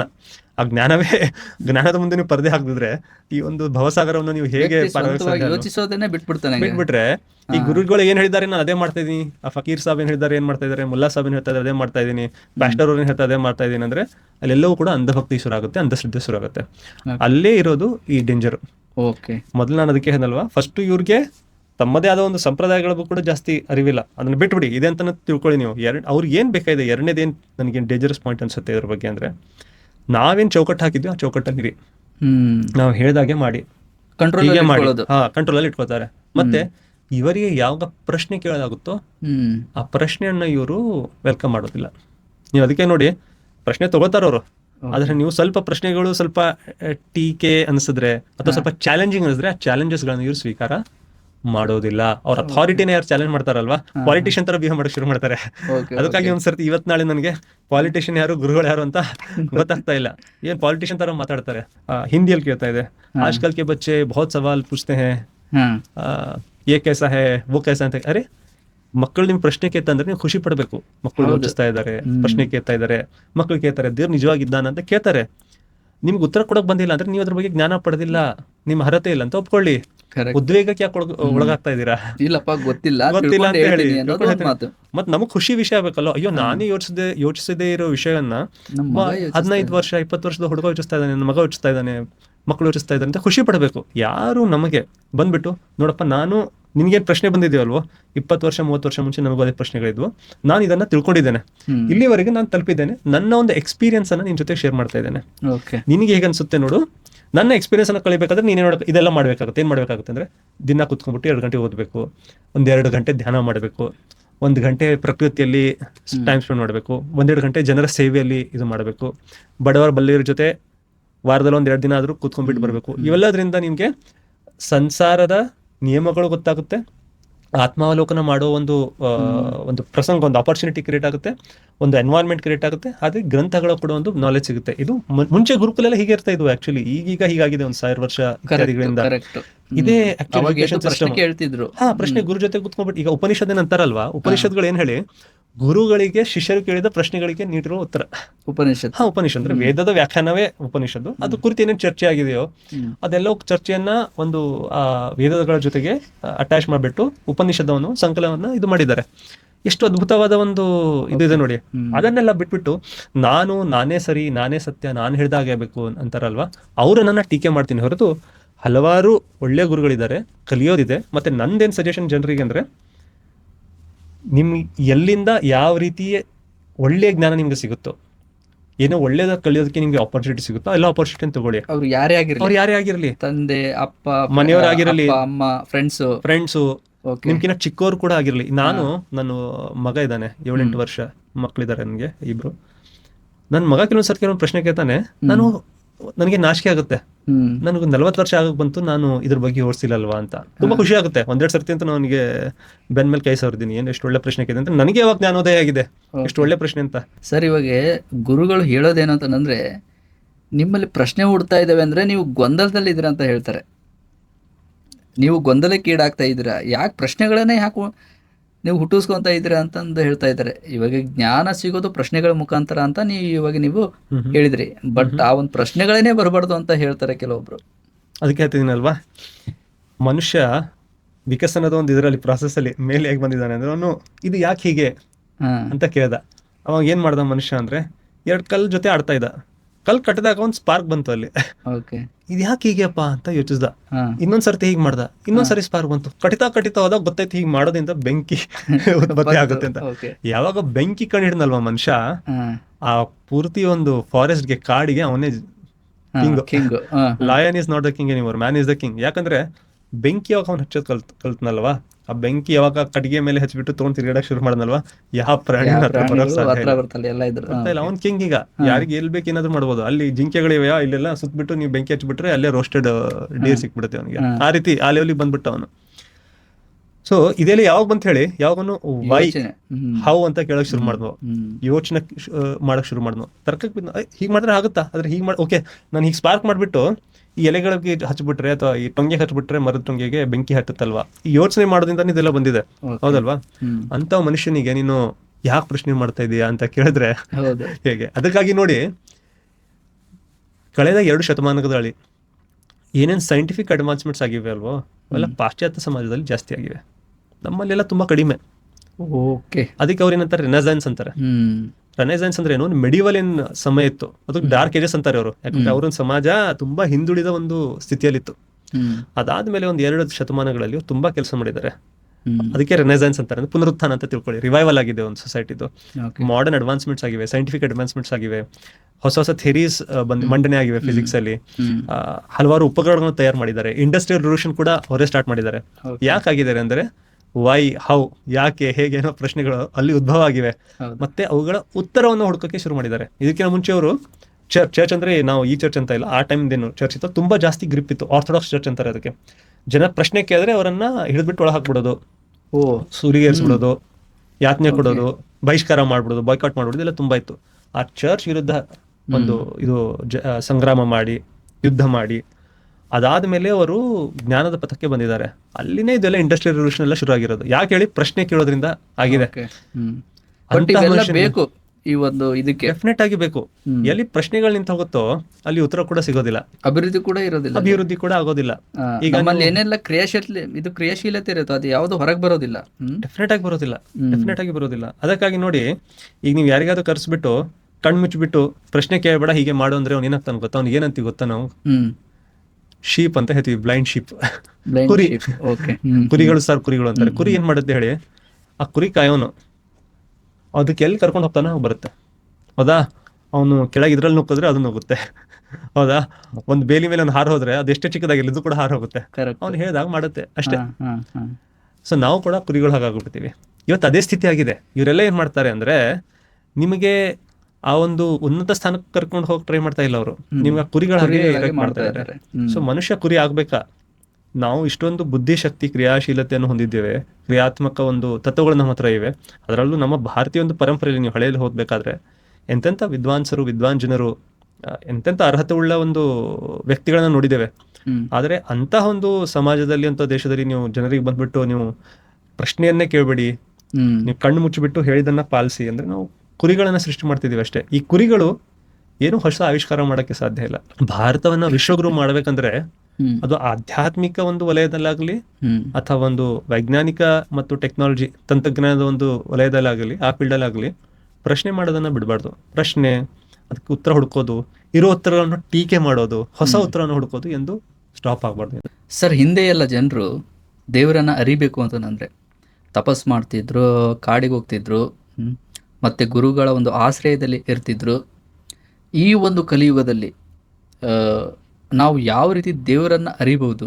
ನೋಡಿ, ಮುಂಚೆ ಒಂದು ಸಮಯ ಈ ಒಂದು ಸಮಯದಾಗಿರ್ಲಿಲ್ಲ. ಓಕೆ. ಈಗ ಮೊನ್ನೆವರೆಗೂ ನಮ್ಗೆ ಏನಾದ್ರು ಬೇಕಾದ್ರೆ ಗೂಗಲ್ ಅಲ್ಲಿ ಹೋಗಿ ಸರ್ಚ್ ಮಾಡ್ತಾ ಇದ್ವಿ. ಈಗೆಲ್ಲ ಚಾಟ್ GPT, ಜೆಮಿನಿ ಎಲ್ಲ ಬಂದಿದೆ, ಹೌದಲ್ವಾ? ಬರೀ ಒಂದು ವರ್ಷದಲ್ಲೇ ಎಷ್ಟೆಲ್ಲ ಚೇಂಜ್ ಆಗಿದೆ, ಹೌದಲ್ವಾ? ಈಗ ನಾವಂತೂ ಗೂಗಲ್ ಹೋಗ್ಬಿಟ್ಟೆ ಎಷ್ಟು ದಿನ ಆಯ್ತು, ಸೀದಾ ಚಾಟ್ GPT ಹೋಗ್ತೀವಿ, ಜೆಮಿನಿ ಹೋಗ್ತೀವಿ, ಮತ್ತೆ ಯಾವತ್ತೋ ಒಂದು AI ಟೆಕ್ನಾಲಜಿ ಬಂದಿದೆ, ಅದರಲ್ಲಿ ನಾವು ಡೈರೆಕ್ಟಾಗಿ ಸರ್ಚ್ ಮಾಡ್ತೀವಿ ಈಗ. ಆದರೆ 100 ವರ್ಷಗಳ ಮುಂಚೆ ನಾವು ನೋಡಿದ್ರೆ ಜ್ಞಾನ ಈ ರೀತಿ ಇರಲಿಲ್ಲ. ಪುಸ್ತಕಗಳ ಪ್ರಿಂಟಿಂಗ್ ಪ್ರೆಸ್ ಇರಲಿಲ್ಲ. ಅದಕ್ಕಿಂತ ಮುಂಚೆ ಗ್ರಂಥಗಳು ಕೆಲವೊಂದು ಕಡೆ ಅಷ್ಟೇ ಸಿಗ್ತಾ ಇದ್ವು, ಅಂದ್ರೆ ವಿಷಯಗಳು ಸಿಗ್ತಾ ಇರಲಿಲ್ಲ. ಅಂದ್ರೆ ಜ್ಞಾನ ಪುಸ್ತಕಗಳು ಎಲ್ಲ ಕಡೆ ಇರ್ತಿರ್ಲಿಲ್ಲ. ಈಗ ನಾವು ಹೇಗೆ ಲೈಬ್ರರಿಗೆ ಹೋಗ್ತಾ ಇದ್ದೀವಿ ನೋಡಿ, ನಾ ಲೈಬ್ರರಿಗೆ ಹೋಗ್ಬಿಟ್ಟು ನೆನಪು ಇಲ್ಲ ನನಗೆ. ಈಗ ಕಾಲೇಜ್ ಟೈಮಲ್ಲಿ ಲೈಬ್ರರಿಗೆ ಹೋಗಿರೋದು, ಅಂದ್ರೆ ಎಲ್ಲ ಆನ್ಲೈನ್ ಸಿಕ್ಬಿಡುತ್ತೆ, ಎಲ್ಲ ಫೋನಲ್ಲಿ ಸಿಕ್ಬಿಡುತ್ತೆ. ಆ ಒಂದು ಲೈಬ್ರರಿಗಳಿಗಿಂತ ಒಂದು ಸಮಯ, ನೀವು ಹಿಂದಿನ ಸಮಯಕ್ಕೆ ಹೋದ್ರೆ ಪುಸ್ತಕಗಳು ಕೆಲವೊಂದು ಕಡೆ ಅಷ್ಟೇ ಸಿಗ್ತಾ ಇದ್ವು, ಕೆಲವೊಂದು ಇನ್ಸ್ಟಿಟ್ಯೂಷನ್ಸ್ ನಲ್ಲಿ, ಕೆಲವೊಂದು ಗುರುಕುಲಗಳಲ್ಲಿ ಮಾತ್ರ ಇರ್ತಿದ್ವು. ಆವಾಗ ಜನ ಕಲಿಬೇಕಾದ್ರೆ ಅಲ್ಲಿ ಹೋಗ್ಬೇಕು, ಗುರುಗಳ ಹತ್ರನೇ ಹೋಗ್ಬೇಕು. ಜ್ಞಾನ ತುಂಬಾ ಈ ರೀತಿ ಇನ್ಫಾರ್ಮೇಶನ್ ಅವೈಲೇಬಲ್ ಇರಲಿಲ್ಲ. ಈ ಗುರುಗಳು ಎಲ್ಲಿ ಇರ್ತಿದ್ರು, ಅವ್ರ ಸನ್ನಿಧಿಯಲ್ಲಿ ಇರುತ್ತಿತ್ತು, ಅಲ್ಲಿ ಹೋಗ್ತಾ ಇದ್ರು. ಹೆಚ್ಚು ಊರುಗಳ ಹೊರಗೆ ಮತ್ತು ಸ್ವಲ್ಪ ಕಾಡಿನ ಕಡೆಗೆ ಆ ರೀತಿ ಇರ್ತಿತ್ತು. ಸೊ ಜನ ಅಲ್ಲಿ ಹೋಗ್ಬಿಟ್ಟು ಕಲಿತಾ ಇದ್ರು. ಮತ್ತು ಅದು ನ್ಯಾಚುರಲ್ ಆಗಿ ಕರೆಕ್ಟ್ ಕೂಡ, ಬೇರೆ ಆಪ್ಷನ್ ಇಲ್ಲ ನಿಮ್ಮ ಹತ್ರ. ಆದರೆ ಈಗ ಹಾಗಿಲ್ಲ. ಜ್ಞಾನ, ಇನ್ಫಾರ್ಮೇಶನ್, ಮಾಹಿತಿ ಎಲ್ಲ ಕಡೆ ಇದೆ. ಅದೇ ರೀತಿ ಹಲವಾರು ಗುರುಗಳು, ಕಲಿಸೋರು ಈಗ ಆನ್ಲೈನ್ ಕೂಡ ಅವೈಲೇಬಲ್ ಇದ್ದಾರೆ. ಸೊ ಯಾರು ನಮಗೆ ಒಂದು ಸುವಿಚಾರಗಳನ್ನ ಕಲಿಸ್ತಾ ಇದ್ದಾರೋ, ಒಳ್ಳೆಯ ವಿಷಯಗಳನ್ನ ತಿಳಿಸ್ತಾ ಇದ್ದಾರೋ, ಯಾರ ಜೊತೆ ನಮ್ಮ ಫ್ರೀಕ್ವೆನ್ಸಿ ಮ್ಯಾಚ್ ಆಗುತ್ತೋ ಅವ್ರ ಜೊತೆ ಕರೆಕ್ಟ್ ಮಾಡ್ಕೊಂಡ್ಬಿಟ್ಟು ನಾವು ಕಲಿಬಹುದು. ಅದೇ ರೀತಿ ಎಲ್ಲ ಮಾಹಿತಿ ನಮ್ಗೆ ಈಗ ಲಭ್ಯ ಇದೆ. ಎಲ್ಲ ಪುಸ್ತಕಗಳು ಆನ್ಲೈನ್ ಸಿಗ್ತಾ ಇವೆ, ಅಥವಾ ಆನ್ಲೈನ್ ಆರ್ಡರ್ ಮಾಡ್ಬಿಟ್ಟು ಮನೆಗೆ ಕರ್ಸ್ಕೋಬಹುದು. ಗ್ರಂಥಗಳು ಎಲ್ಲ ಸಿಗ್ತಾವೆ ಈಗ, ಮುಂಚಿನ ಹಾಗಿಲ್ಲ. ಸೊ ಜ್ಞಾನ ಎಲ್ಲ ಕಡೆ ಇದೆ. ನಮ್ಮ ಕಡೆಯಿಂದ ನಾವು ಪ್ರಯತ್ನ ಮಾಡಬೇಕು, ಮತ್ತೆ ಆದಷ್ಟು ಮಾಹಿತಿಗಳನ್ನ, ಜ್ಞಾನವನ್ನು ಪಡೆಯೋಕೆ ಒಂದು ಪ್ರಯತ್ನ ಮಾಡಬೇಕು. ಅದಕ್ಕೆ ನಾವೀಗ ಕಾಡಿಗೆ ಹೋಗ್ಬೇಕಂತಿಲ್ಲ, ಕಠೋರ ತಪಸ್ಸು. ಈಗಿನ ಕಠೋರ ತಪಸ್ಸು ನನ್ನ ಪ್ರಕಾರ ಈಗಿರೋದು ಇನ್ಫಾರ್ಮೇಶನ್ ಎಕ್ಸ್ಪ್ಲೋಷನ್. ಅತಿಯಾದ ಇನ್ಫಾರ್ಮೇಶನ್, ಅತಿಯಾದ ಮಾಹಿತಿ ಇದೆ. ಈ ಒಂದು ದೊಡ್ಡ ಇದರಲ್ಲಿ ಯಾವುದು ನಮಗೆ ರೆಲಿವೆಂಟ್ ಆಗಿರೋ ಸರಿಯಾಗಿರೋ ಜ್ಞಾನ ಮಾಹಿತಿಯಲ್ಲಿ ಅಡಗಿರೋ ಜ್ಞಾನಗಳು ಏನಿದೆ ಅಲ್ಲೋ ಹ್ಮ್. ಅವುಗಳನ್ನ ಶೇಖರಿಸೋದು, ಅವನ್ನ ಸಂಗ್ರಹಿಸಿ ಹ್ಮ್. ಅದರಿಂದ ನಮ್ಮ ಜೀವನವನ್ನು ಸುಗಮಗೊಳಿಸೋದು ಹ್ಮ್. ಮತ್ತೆ ಸನ್ಮಾರ್ಗದ ಕಡೆ ಹೋಗೋದು, ಇದೇ ಮುಕ್ತಿಯ ಒಂದು- ಮಾರ್ಗದಲ್ಲಿ ಹೋಗೋದು. ಅದು ದೊಡ್ಡ ಕಟ್ಟೋರ ತಪಸ್ಸು ನನ್ನ ಪ್ರಕಾರ ಈಗಿಂದ. ಸರ್ ಇನ್ನೊಂದೇನಂದ್ರೆ ಕರ್ಮ. ಹ್ಮ್ ನೀವು ಇಂಥ ಕರ್ಮ ಮಾಡಿದರೆ ಅಂದರೆ ನೀವು ಅದನ್ನು ಅನುಭವಿಸ್ಲೇಬೇಕು. ಈ ಕರ್ಮ ಅನ್ನೋದು, ಈ ಒಂದು ಶಿಕ್ಷೆ ಅನ್ನೋದು, ಹ್ಮ್ ಹ್ಮ್ ಇವೆಲ್ಲ ನಿಜನಾ ಅಥವಾ ಜನರನ್ನ ಸರಿದಾರಿಯಲ್ಲಿ ಇರಿಸೋಕೆ ಏನಾದ್ರು ಕತೆಗಳ ಇವು?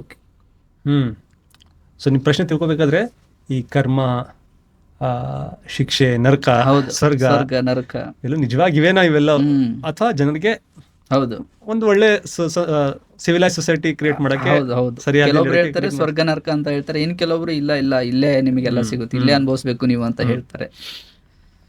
ನೋಡಿ, ನನ್ನ ಪ್ರಕಾರ ನಮ್ಮ ದೇಶದಿಂದ ಹಲವಾರು ಸಿದ್ಧಾಂತಗಳು ಹೊರಗೆ ಬಂದಿವೆ, ಇಡೀ ವಿಶ್ವಕ್ಕೆ ಹೋಗಿವೆ. ಆದರೆ ಎಲ್ಲಕ್ಕಿಂತಲೂ ಪ್ರಮುಖವಾದ ಒಂದು ಸಿದ್ಧಾಂತ ಅಂದರೆ ಕರ್ಮ ಸಿದ್ಧಾಂತ ನನ್ನ ಪ್ರಕಾರ.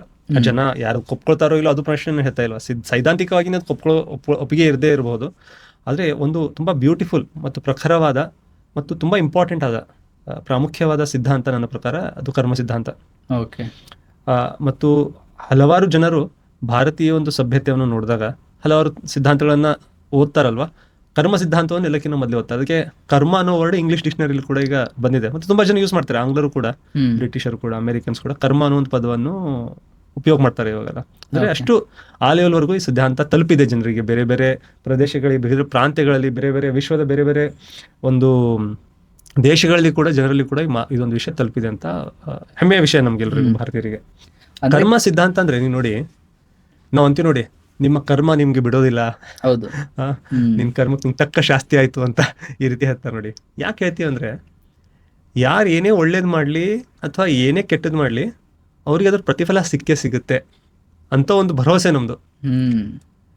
ವಿಶೇಷವಾಗಿ ಯಾರು ದಬಾಯಿಸಲ್ಪಡ್ತಾರೋ, ಯಾರ ಮೇಲೆ ದೌರ್ಜನ್ಯ ಆಗುತ್ತೋ, ಯಾರಿಗೆ ಅದರ ಒಂದು ಸೇಡ್ ತೀರಿಸ್ಕೊಳ್ಳೋ ಶಕ್ತಿ ಇಲ್ವೋ ಅಥವಾ ಅರ್ಹತೆ ಇಲ್ವೋ ಯಾವುದೇ ಒಂದು ಇದರಿಂದ, ಅವರಿಗೆ ನನ್ನ ಮೇಲೆ ಯಾರು ದೌರ್ಜನ್ಯ ಮಾಡಿದ್ದಾರೋ ಅವ್ರಿಗೆ ಶಿಕ್ಷೆ ಆಗ್ಲೇಬೇಕು ಅಂತ ಅವ್ರ ಮನಸ್ಸೆಲ್ಲ ಇದ್ದೇ ಇರುತ್ತೆ, ತುಂಬಾ ಪ್ರಬಲವಾಗಿರುತ್ತೆ. ಖಂಡಿತ ಇರುತ್ತೆ. ಎಲ್ಲಿಯೂ ಒಂದು ಕಡೆ ನಮ್ಮ ಮನಸ್ಸು ಕೂಡ ಈ ಮಾತನ್ನು ಒಪ್ಪುತ್ತೆ. ಅಂದ್ರೆ ತಪ್ಪು ಮಾಡಿದವರಿಗೆ ಶಿಕ್ಷೆ ಆಗ್ಬೇಕು, ಒಳ್ಳೆಯವ್ರು ಮಾಡಿದ್ದಕ್ಕೆ ಒಳ್ಳೆ ಒಂದು ಪ್ರತಿಫಲ, ಪುಣ್ಯ ಸಿಗ್ಬೇಕು ಅವನಿಗೆ, ನಮ್ಮ ಮನಸ್ಸಲ್ಲಿಯೂ ಕೂಡ ಇದೆ, ನ್ಯಾಚುರಲ್ ಆಗಿ ಇದೆ ನನ್ನ ಪ್ರಕಾರ. ಇವು ಸ್ವಲ್ಪ ಇದನ್ನ ಒಂದು ಎಕ್ಸಾಂಪಲ್ ಇಂದ ನಾನು ತಿಳಿಸ್ತೀನಿ ಯಾಕಿದೆಷ್ಟು ಇಂಪಾರ್ಟೆಂಟ್ ಅಂತ, ಮತ್ತೆ ಹೇಗೆ ನ್ಯಾಯ ಸಿಗಬಹುದು ಅಂತ ಒಂದು ಮಂಡನೆ ಕೂಡ ನಂದು ಇದ್ರ ಮುಖಾಂತರ ತಿಳಿಸ್ತೀನಿ. ಒಂದು ಪ್ರವಾಹ ಪೀಡಿತ ಒಂದು ಪ್ರದೇಶದ ಅಂತ ತಿಳ್ಕೊಂಡಿದ್ದೆ, ಫ್ಲಡ್ ಅಫೆಕ್ಟೆಡ್ ರೀಜನ್. ಅಲ್ಲಿ ಹಲವಾರು ಜೀವಿಗಳನ್ನು ನಾವು ಕಳ್ಕೊಂಡಿದ್ದೀವಿ, ಹಲವಾರು ಜನ ಮೃತಪಟ್ಟಿದ್ದಾರೆ ಒಂದು ಪ್ರವಾಹದಲ್ಲಿ. ಬೆಳೆ ಎಲ್ಲ ನಾಶ ಆಗಿದೆ, ಫಸಲು, ಜನ ಎಲ್ಲ ನಮ್ಮ ಹಲವಾರು ತಿಂಗಳುಗಳು ಕೆಲಸ ಮಾಡಿ ಜಮೀನನ್ನ ಉಳಿ ಬೇಸಾಯ ಮಾಡಿ ಬೆಳೆ ಬರೋ ಟೈಮಲ್ಲಿ ಅಥವಾ ಬೆಳೆ ಬಂದು ನಿಂತ ಮೇಲೆ ಅದೇನು ಕಟ್ ಮಾಡ್ಬೇಕನ್ನೋ ಮುಂಚೆ ಎಲ್ಲ ನಾಶ, ಪ್ರವಾಹ ಬಂದ್ಬಿಟ್ಟು, ನೀರು ಬಂದ್ಬಿಟ್ಟು ಎಲ್ಲ ನಾಶ ಆಗಿದೆ, ಪ್ರಾಣಿಗಳು ಸತ್ತಿದ್ದಾವೆ, ಊರಿಂದ ಊರೇ ಮುಳುಗೋಗಿದೆ, ತುಂಬಾ ಕಷ್ಟ ಆಗಿದೆ ಜನ. ಅವಾಗ ಏನ್ ಮಾಡ್ತಾರೆ ಸರ್ಕಾರದವರು, ಆ ಒಂದು ಪ್ರವಾಹ ಪೀಡಿತ ಪ್ರದೇಶಕ್ಕೆ ಒಂದು 10,000 ಕೋಟಿ, 5,000 ಕೋಟಿ, 100 ಕೋಟಿ, 300 ಕೋಟಿ ಎಷ್ಟೋ ಅನ್ನೋ ಧನವನ್ನು, ರಾಶಿಯನ್ನ ಅನೌನ್ಸ್ ಮಾಡ್ತಾರೆ, ಬಿಡುಗಡೆ ಮಾಡ್ತಾರೆ. ಈಗ ದುಡ್ಡು ಬರ್ತಾ ಏನಾಗುತ್ತೆ, ಒಂದು ಸಿಂಪಲ್ ಎಕ್ಸಾಂಪಲ್, 1,000 ಕೋಟಿ ಅಂತ ತಿಳ್ಕೊಳ್ಳಿ. ಆ 1,000 ಕೋಟಿ ಎಂದು ಬಂದ್ಬಿಟ್ಟು ಆ ಪೀಡಿತರಿಗೆ, ಪ್ರವಾಹ ಪೀಡಿತರಿಗೆ ಮುಟ್ಟೋದಿಲ್ಲ. ಅದು ಬರೋಷ್ಟರಲ್ಲಿ 1,000 ಕೋಟಿ ಹೋಗ್ಬಿಟ್ಟು 10 ಕೋಟಿ ಆಗಿರುತ್ತೋ, 1 ಕೋಟಿ ಆಗಿರುತ್ತೋ, ಎಷ್ಟು ಒಂದಾಗಿರುತ್ತೆ. ಯಾಕೆ ಹೇಳಿ, ಅಲ್ಲಿ ನಡುವೆ ಜನ ಇದ್ದಾರಲ್ವಾ, ಅವರೆಲ್ಲ ತಗೊಂಡಿರ್ತಾರೆ, ಶಕ್ತಿಯುತ ಜನರು, ಅವರೆಲ್ಲರೂ ಕೂಡ ಒಂದೊಂದು ಲೆವೆಲ್ ಅಲ್ಲಿ ಒಂದೊಂದು ಕರಪ್ಷನ್ ಲೆವೆಲ್ ಇದೆ. ಅಲ್ಲಿ 100 ಕೋಟಿ ಬಂದ್ಬಿಟ್ಟು ಮೊದಲು 80 ಆಗುತ್ತೆ, 80ಇಂದ 70 ಆಗುತ್ತೆ, 60 ಆಗುತ್ತೆ, ಹೀಗೆ ಕಟ್ ಆಗ್ತಾ ಎಲ್ಲರೂ ತಮ್ಮ ಕಟ್ ತಗೊಂಡ್ಬಿಟ್ಟು ಕಟ್ ಆಗಿ ಲಾಸ್ಟ್ಗೆ 1-2 ಕೋಟಿ ಎಷ್ಟು ಬಂದಿರುತ್ತೆ. ಈಗ ಇದರಿಂದ ಏನಾಗುತ್ತೆ ನೋಡಿ, ಆ ಪ್ರವಾಹ ಪೀಡಿತರು ಒಂದು 5,000 ಜನ ಇದಾರೆ ಅಂತ ಹೇಳೋಣ, ಸುಮ್ಮನೆ ಒಂದು ಎಕ್ಸಾಂಪಲ್ ಆಗಿ ಹೇಳ್ತಾ ಇದ್ದೀನಿ ಜನರಿಗೆ ಯಾವ ರೀತಿ ವರ್ಕ್ ಆಗುತ್ತೆ ಅಂತ. ಕರ್ಮಫಲದ ಒಂದು ಚೇನು. 5,000 ಜನರಲ್ಲಿ 1,000 ಜನರು ಹೇಗೋ ಸ್ವಲ್ಪ ದುಡ್ಡಿರೋರು, ಅರ್ಹತೆ ಉಳ್ಳವರು ಅಂತ ತಿಳ್ಕೊಳ್ಳಿ. ಮಿಕ್ಕಿ ಒಂದು 4,000 ಜನರು ಬಡವರು. ನಮ್ಮ ಅಷ್ಟು ಬಡವರು ನಮ್ಮ ದೇಶದಲ್ಲಿ ಇದ್ದಾರೆ ಅಂತ ನಮ್ಗೆ ಗೊತ್ತು. 4,000 ಜನರು, 5,000ದಲ್ಲಿ 4,000 ಜನರು ಬಡವರು ಅಂತ ತಿಳ್ಕೊಳ್ಳಿ. ಆ 4,000ದಲ್ಲಿ ಮತ್ತೆ ಒಂದು 2-3 ಸಾವಿರ ಅತಿ ಬಡವರು ಅಂತ ಕೂಡ ತಿಳ್ಕೊಳ್ಳಿ, ಕಡು ಬಡವರು. ಈಗ 1 ವರ್ಷ ಅವರು ಫಸಲಿಂದ ಅವ್ರಿಗೇನು ದುಡ್ಡು ಸಿಕ್ಕಿಲ್ಲ, ಅವ್ರಿಗೇನು ಪ್ರಾಫಿಟ್ ಆಗಿಲ್ಲ. ಅಂತ ಒಂದು ಸಮಯದಲ್ಲಿ ಅವ್ರಿಗೆ ಸಿಗ್ಬೇಕಾಗಿರೋ ಪರಿಹಾರ ಧನ ದುಡ್ಡು ಅವರಿಗೆ ಸಿಕ್ಕಿಲ್ಲ ಅಂದ್ರೆ ಏನಾಗುತ್ತೆ? ಒಂದು ಎಕ್ಸಾಂಪಲ್ ತೊಗೊಂಡು ಫ್ಯಾಮಿಲಿ ಇದೆ, ಆ 4,000 ಜನರಲ್ಲಿ 1,000 ಫ್ಯಾಮಿಲಿಗಳಿವೆ ಅಂತ ತಿಳ್ಕೊಳ್ಳಿ, ಪರಿವಾರಗಳಿವೆ ಅಂತ ತಿಳ್ಕೊಳ್ಳಿ. ಅಪ್ಪ ಅಮ್ಮ 2 ಮಕ್ಕಳು. ಅದರಲ್ಲಿ ಕೆಲವೊಂದರಲ್ಲಿ ಅಪ್ಪ ತೀರ್ಕೊಂಡಿರ್ತಾನೆ, ಮೃತಪಟ್ಟಿರ್ತಾರೆ ಅವರು ಪ್ರವಾಹದಲ್ಲಿ. ಈಗ ಅವು 2 ಮಕ್ಕಳು ಶಾಲೆಗೆ ಹೋಗ್ತಾ ಇರ್ತವೆ. ಆ ಪರಿಹಾರ ಧನ ಸಿಗದೇ ಇದ್ದಾಗ ಏನಾಗುತ್ತೆ ಹೇಳಿ? 2 ಮಕ್ಕಳು ಶಾಲೆಯನ್ನ ಬಿಡಬೇಕಾಗುತ್ತೆ. ಯಾರೋ ಮನೇಲಿ ಕೆಲಸ ಮಾಡ್ತಾರೆ, ಬಡತನದಲ್ಲಿ ಬಾಳ್ತಾರೆ. ಓಕೆ, ಪಾಪ ತಾಯಿ ಒಂದ್ ಕಡೆ ಕೆಲಸ ಮಾಡ್ತಾರೆ. ನಾವು ಕಣ್ಣಿಂದ ನೋಡಿದ್ವಿ, ಕೇಳಿದ್ವಿ ಇಂಥ ಹಲವಾರು ಸಂಗತಿಗಳನ್ನ. ತಾಯಿ ಒಂದ್ ಕಡೆ ಕೆಲಸ ಮಾಡ್ತಾಳೆ, ಮಕ್ಕಳನ್ನ ಒಂದ್ ಕಡೆ ಕೆಲಸ ಕಳಿಸ್ತಾಳೆ, ಶಾಲೆ ಬಿಡ್ತಾರೆ.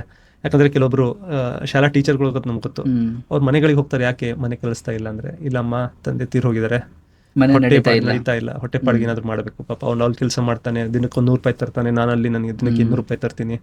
ಮಗಳು ಒಬ್ಬರ ಮನೆಯಲ್ಲಿ ಕೂಲಿ ಏನೋ ಮಾಡ್ತಾಳೆ, ಅವಳು ಏನೋ ತರ್ತಾಳೆ, ಹೇಗೋ ಮನೆ ನಡೀತಾ ಇದೆ ಅಂತ. ಪಾಪ ಶಾಲಾ ಟೀಚರ್ಗಳು ಕಣ್ಣಲ್ಲಿ ನೀರು ತರಿಸ್ಕೊಂಡ್ಬಿಟ್ಟು ವಾಪಸ್ ಹೋಗ್ತಾರೆ. ಹಲವಾರು ಇಂಥ ಸಂಗತಿಗಳನ್ನ ನಾವು ಕೇಳಿದ್ದೀವಿ. ಈಗ ಒಂದು ಪೂರ್ತಿ ಜನರೇಷನ್ ಅನ್ನು ನೀವು ಬಡತನದಲ್ಲಿ ನುಗ್ದಂಗಾಯ್ತಲ್ವಾ? ಅದಕ್ಕೆ ಕಾರಣ ಅವರೇ. ಅದಕ್ಕೆ ಕಾರಣ ಯಾರು ಈ ಪರಿಹಾರ ಧನವನ್ನ ಲೂಟಿ ಮಾಡ್ತಾ ಇದ್ದಾರೋ, ಸ್ಕ್ಯಾಮ್ ಮಾಡ್ತಾ ಇದ್ದಾರೋ, ಮತ್ತು ತಮ್ಮ ಮನೆಗಳನ್ನ ಕಟ್ತಾ ಇದ್ದಾರೋ, ತಮ್ಮ ಮಕ್ಕಳನ್ನ ಹೊರ ದೇಶದಲ್ಲಿ ಐಷಾರಾಮಿನಲ್ಲಿ ಇಟ್ಬಿಟ್ಟು ಕಲಿಸ್ತಾ ಇದ್ದಾರಲ್ವಾ, ಅವರೆಲ್ಲರೂ ಕೂಡ ಇದಕ್ಕೆ ರೆಸ್ಪಾನ್ಸಿಬಲ್ ಅಲ್ವಾ? ಅವರು ಶ್ರಮದಿಂದ ಏನು ಅವರು ಜೀವನ ನಡೆಸ್ತಾ ಇಲ್ಲ, ಮತ್ತೊಬ್ಬರದನ್ನ ಕಿತ್ಕೊಂಡು ಅವರು ನಡೆಸ್ತಾ ಇದ್ದಾರೆ. ಈಗ ಈ ಒಂದು ಜನರೇಷನ್ ಅಂತೂ ಫ್ಯೂಚರ್ ಹೋಯ್ತು. ಈಗ ಈ ಬ್ರೇಟ್ ಮಕ್ಳು ಇರ್ತಾರಲ್ವಾ, ಅವ್ರ ಮಕ್ಕಳಾದ್ರೂ ಕೂಡ ಅವರು ಬಡತನದಲ್ಲೇ ಬೆಳಿತಾರೆ. ಕರೆಕ್ಟ್, ಹೌದಲ್ವಾ? ಹೇಗೋ ಏನೋ ಓದಿಸ್ಬಿ, ಹೇಗೋ ಮಾಡಿ ಪಾಪ ಯಾರಿ ಮಕ್ಕಳಿದ್ರಲ್ವಾ, ತಂದೆಯನ್ನು ಕಳ್ಕೊಂಡಿರೋ ಮಕ್ಕಳು ಹೇಗೋ ದೊಡ್ಡವರಾಗಿ ಏನೋ ಬಳಸ್ತಾರೆ, ಏನೋ ಮಾಡ್ತಾರೆ. ಅವು ಯಾವುದೊಂದು ಶಾಲೆಗೆ ಹೋಗ್ತಾ ಇರ್ತಾರೆ, ಗೌರ್ಮೆಂಟ್ ಶಾಲೆಗೆ. ಆ ಒಂದು ಶಾಲೆಗೂ ಕೂಡ ಗೌರ್ಮೆಂಟ್ನ ಒಂದು ಅನುದಾನ ಪರಿಹಾರ ಏನೇನೋ ಬರುತ್ತಲ್ಲ, ಫಂಡ್ಸ್ ಬರುತ್ತೆ, ಅದರಲ್ಲೂ ಕೂಡ ಹಗರಣ ಆಗುತ್ತೆ. ಅಲ್ಲಿ ಕೂಡ ಫಂಡ್ಸ್ ಎಲ್ಲ ಹೋಗುತ್ತೆ, ಅವ್ರಿಗೆ ಮುಟ್ಟೋದೇ ಇಲ್ಲ. ಈ ಮಕ್ಕಳು ಬೇರೆ ಮಕ್ಕಳ ಜೊತೆ ಕಾಂಪಿಟೇಷನ್ ಮಾಡೋಕ್ಕಾಗ ಸಾಧ್ಯನಾ? ಅಥವಾ ಆ ಹುದ್ದೆಗಳಿಗೆ ಏನ್ ಬೇರೆ ಜನರು ಬರ್ತಾ ಇದಾರೋ, ಅಥವಾ ನಮ್ಮಂತ ನಿಮ್ಮಂತವ್ರ ದೇವ್ರ ದಯದಿಂದ ತುಂಬಾ ಒಳ್ಳೆ ಇದ್ರಲ್ಲಿ ಇಟ್ಬಿಟ್ಟು ಒಳ್ಳೆ ಶಾಲೆಯಲ್ಲಿ ಮಕ್ಕಳನ್ನ ಕಳಿಸ್ತಾ ಇದೀವಿ ನಾವೆಲ್ಲ ಎಷ್ಟೋ ಜನ. ನಮ್ಮ ಮಕ್ಕಳ ಜೊತೆ ಅವರು ಕಂಪೀಟ್ ಮಾಡಕ್ ಸಾಧ್ಯನಾ? ಇಲ್ಲ. ಸೊ ಇದರ ಅರ್ಥ ಈ ಒಂದು ಹಗರಣಗಳಿಂದ ಬರೀ ಒಂದು ಜನರೇಷನ್ ಅಲ್ಲ, ಒಂದು ವ್ಯಕ್ತಿ ಅಲ್ಲ, ಒಂದು ಪರಿವಾರ ಅಲ್ಲ, ತಲಾಂತರವರೆಗೂ ಅದರ ಒಂದು ಎಫೆಕ್ಟ್ ನಮ್ಗೆ ಕಾಣಿಸ್ಬರ್ತಾ ಇದೆ. ಕರೆಕ್ಟ್. ಅವತ್ತು ಅವರು ಅದನ್ನ ದುಡ್ಡೇನಾರು ಕೊಟ್ಟಿದ್ರೆ ಇವತ್ತು ಈ ಮಕ್ಕಳು ಬಡತನದಲ್ಲಿ ಬೆಳಿತಾ ಇರ್ಲಿಲ್ಲ, ಅವ್ರ ಮಕ್ಕಳು ಕೂಡ ಬಡತನದಲ್ಲಿ ಬರ್ತಾ ಇರ್ಲಿಲ್ಲ. ಮತ್ತೆ ಇದೇ ನೋಡಿ, ನೀವು ಅಂತರ ನೋಡಿ, ಅದು 7 ಪೀಳಿಗೆವರೆಗೂ ಇದ್ರ ಎಫೆಕ್ಟ್ ಇದೆ. 7 ಅಲ್ಲ, ಮುಂದೆ ಎಷ್ಟು ಪೀಳಿಗೆ ಇರುತ್ತಲ್ಲ ಅದ್ರ ಪೀಳಿಗೆವರೆಗೂ ಇದ್ರ ಎಫೆಕ್ಟ್ ಇರುತ್ತೆ. ಒಂದು ಪರಿವಾರವನ್ನ ನೀವು ಬಡತನಕ್ಕೆ ನುಗ್ಗಿದ್ರೆ, ಅನ್ಯಾಯದಿಂದ ನೀವು ಅವ್ರ ದುಡ್ಡನ್ನ ತಗೊಂಡ್ರೆ, ಅವ್ರಿಗೆ ಸಿಗ್ಬೇಕಾಗಿರೋ ಒಂದು ನ್ಯಾಯ ನೀವು ಅವ್ರಿಗೆ ದೊರಕಿಸ್ಲಿಲ್ಲ, ಅವ್ರಿಗೆ ಸಿಗ್ಬೇಕಾದ ಪರಿಹಾರದನ್ನ ಅವ್ರಿಗೆ ಸಿಗ್ಲಿಲ್ಲ, ಅವರಷ್ಟೇ ಬಡತನಕ್ಕೆ ಹೋಗಲ್ಲ, ತಲಾಂತರದಲ್ಲಿ ಮುಂದೆ ಬರುವ ಪೀಳಿಗೆಯೂ ಕೂಡ ಬಡತನದೇ ಬೀಳುತ್ತೆ.